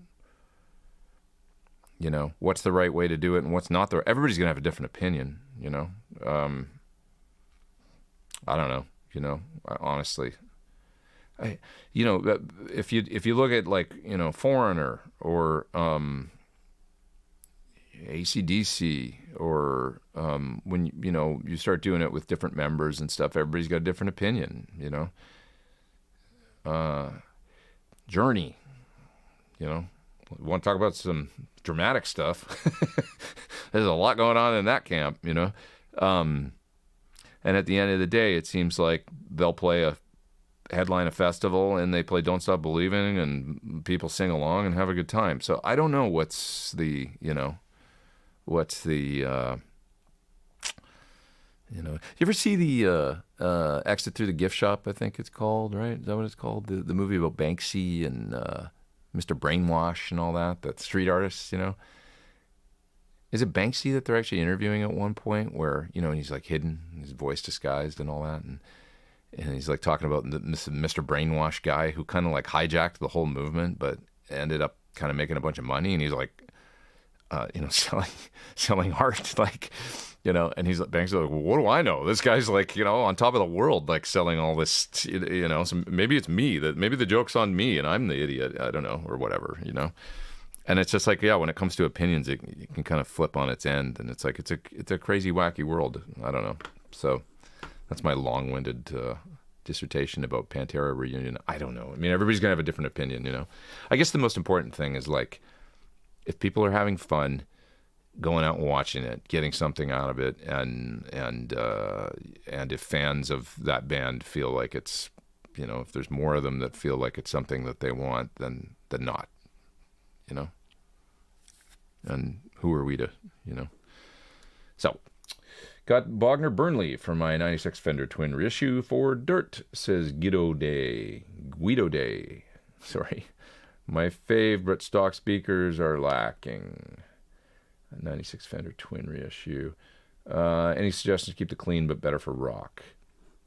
I would go A-Type or Creamback 75 for rock. That sound good in there.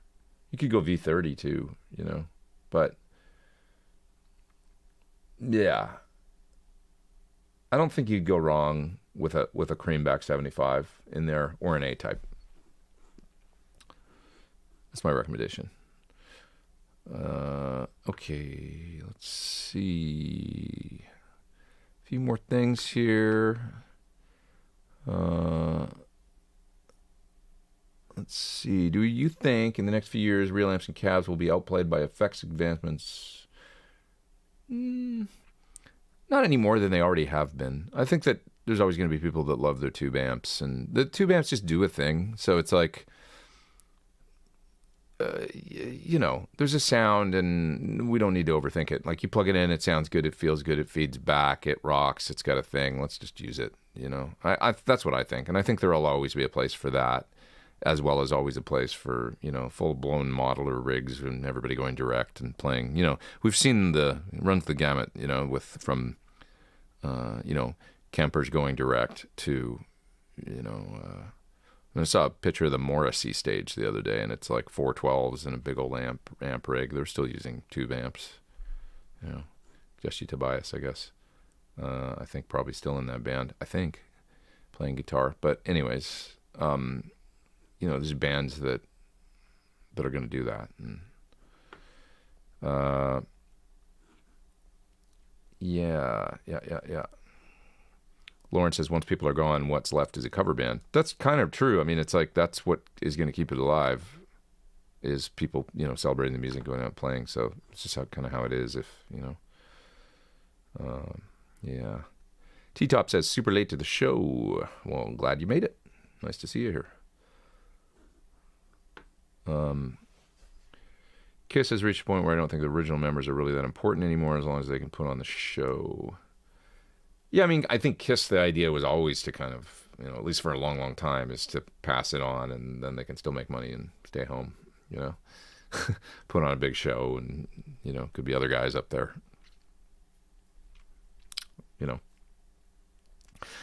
These are different, like, we can't equate, one of the hardest ones in the world to do is Van Halen, to me, is trying to do a Van Halen. Nobody sounds like them. So, like, when you try and do it, and I know because I've done it, it's like, it's a very, very, very difficult thing to create the original Van Halen feel. Probably impossible because of the two brothers. But there, again, you have that with Dime and Vinny. The brothers making music from the time they were young together. There's a certain chemistry there that's just like, it's an impossible thing to bottle, I think. So the best you can do is sort of close. And then Dave, because Dave was one of a kind. There's only one Dave Lee Roth. For as much as people bag on him, nobody is going to replicate that guy. I mean, okay, the fella from Steel Panther, he's amazing. And I think he would have been great, actually, like in some incarnation of Van Halen, because he's really funny, first of all, if you've ever seen them. He's hilarious. And so he could totally sing that stuff, and he probably could have kind of done it. Wouldn't it have been interesting to see him with them, like, and write new music? Kind of interesting, because he's a character. I mean, he's funny as hell. in his own way, but yet he can do the Dave thing. So it's like, that would have been really interesting. But very few people out there that have the Dave Lee Roth charisma, you know? So, yeah. It will be interesting to see if Fleetwood Mac continues in one form or another now without Christine. Well, as much as I love Mike Campbell, like love too, that was just kind of, you know, like Lindsey is, talk about a unique guitar player. Lindsey's amazing, you know, and like his own unique thing. I saw them with him, right, with Journey, actually, at Dodger Stadium. Anybody see that show? It was a great show. And I'm really glad I saw it because, like, the next year, Lindsey left, and that was that, I guess. You know, now Christine's gone. So, but it's, you know, they're all getting quite old. I mean, geez, Stevie Nicks must be, I mean, they're all late 70s, pushing 80, right? How old is Mick Fleetwood? He's got to be 80. Is he? Let's look it up and see. Not sure. I mean, we're just getting to that point, right? Where these folks are getting to be, you know, that old. So, I mean, who wants to tour when they're, you know, born in 47? Okay. He's not as old as I thought he was, actually. Interesting. 47. So, here we can just do this. How old is Stevie Nicks? Oh, she's 74. She's a little younger than I thought. I thought she'd be like 76 now or something. I know, 74, right? She's... Anyways. Okay. Let's see. Well, there's only Keith and Mick originals in the Stones, and they still tour and sell out. That's true, but Keith and Mick are like the Eddie and Alex. Kind of, you know? I mean, they're the... I mean, I guess Charlie was a big part of the sound, for sure, that style of drumming, you know? But, I don't know, Keith and Mick are the equivalent of the Eddie and the Alex, the two guys. It's like, you know, it's like Aerosmith with no Steven and Joe or something, or Led Zeppelin with no Jimmy Page and Robert Plant. You know, I mean, like, even the drums were such a huge part of Led Zeppelin, but they did a pretty cool show in 2008 that was great, the Celebration Day, right? Still really great. I think once you lose, there's, you know what I'm talking about? There's a certain, like, the team, the core of, like, in a lot of these bands, two guys. I mean, we see The Who now with Roger and Pete, and they still do really well with Roger and Pete, even though the very, very important other members aren't there. Well, you know, Fleetwood Mac, Christine, I mean, like, how do you... They're such a unique band, because it was like, Christine's songs were, like, uniquely Christine, you know? They sound different than all the other songs. She had this writing style and style she would sing and play in, where it was like, it's almost like a solo thing. Christine McVie songs, you know, like, when I think of the Christine McVie songs, they're like, it sounds like Christine McVie fronting Fleetwood Mac. When I think of Stevie Nicks songs, or Stevie and Lindsey, it was like Fleetwood Mac. You know? I don't know how else to describe it. I guess I'm paying Christina, you know, her songs were uniquely Christine McVie songs, I feel like. Whereas, and it's not a diss on either one of them, but Stevie's incredible, Lindsey's incredible, but when their chemistry together was Fleetwood Mac, that version, you know. Christine, when she would sing, it was like a Christine McVie solo song backed by Fleetwood Mac. I don't know how else to describe it. That's just me. She just had this unique, when you take her hits that, you know, she sang, they were a little different than you know, I don't know. Peter was on a podcast called Is Breakfast Included, hosted by Bernie Guerra, who works as bass tech for Duran Duran. That's interesting. He wants you on the podcast. Sure. Would love to do it. Let him know, Arthur. I'm in. Okay. I better go to the bottom of the chat, guys, and just say my goodbyes here in a second. So, it was originally called Peter Green's Fleetwood Mac. Well, Fleetwood Mac was a completely different band. That's the other thing. We're talking about a different era, right? But it was so different that that it almost was like a different band with the same name. It's like they became a new band. It's almost like they formed a new band, you know? I can't think of another modern example, but it's like it changed so much, you know? It changed more than Yes, you know, when Trevor Rabin became like a driving force, you know? So, you know, the Stones were a much more gradual evolution, you know. Fleetwood Mac was like, it was like a band, it was like a blues band, and then like they like just adopted the, you know, Stevie Lindsay and completely changed. They just went, oh, let's go this way, you know. Very open to it, obviously, and it was a highly successful experiment, obviously. So, anyways, Naive Steve says, check out Rumors of Fleetwood Mac. That's right. They're sister band, basically, to Classic Rock Show. You know, Jess, who's the Stevie in Rumors of Fleetwood Mac, is also in Classic Rock Show, which I do. So they're fantastic. I just went and saw them actually down in Anaheim like a week ago. It was great. Just before Christine passed away, actually. A week and a half ago, I guess. Arthur says, I missed a super chat. Did I get it? Or sorry if I missed one, my friend. Let's see. It's much harder to replace a guy that changed how we think of guitar, like EVH or Lindsay. Yeah, it's like Hendrix, you know, EVH, Lindsay. Like Lindsay, nobody plays like Lindsay. He's totally interesting, unique player.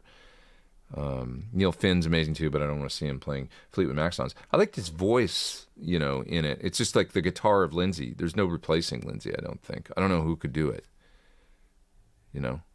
It's like when I saw them, part of it was seeing them live at Dodger. When I saw them, I was like, oh my God, like he was so good and he's so unique and his style is so signature. Nobody plays like him. He's like one of a kind. So it's like, I don't know how you go on and call it Fleetwood Mac without him there, you know, just as much as Stevie or Christine, you know, I guess. So, anyways, yeah. Okay. Who else we got here?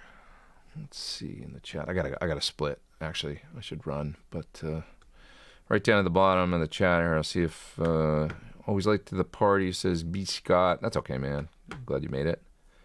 Arthur says I got a super chat. Excellent. All right, you guys. I'm gonna go for this week. This was really fun. Thanks for hanging with me. Videos coming this week. There will be a Cornerstone as well as a Crazy Tube Circuits. Hopefully the Ampster. I think I can do that too this week. Sorry, Soren. I know it's taken such a long time. Some other stuff. I've got the Amplitude capture thing that allows you to put your amp in your computer. Tone X, I think it's called. I've got that here, so I've got to get to that. I've got the Victory pedals. Valbrook. So much to do. There'll be at least a couple this week, if not 3. Have a great week. Love y'all. And thanks for being here. Take care.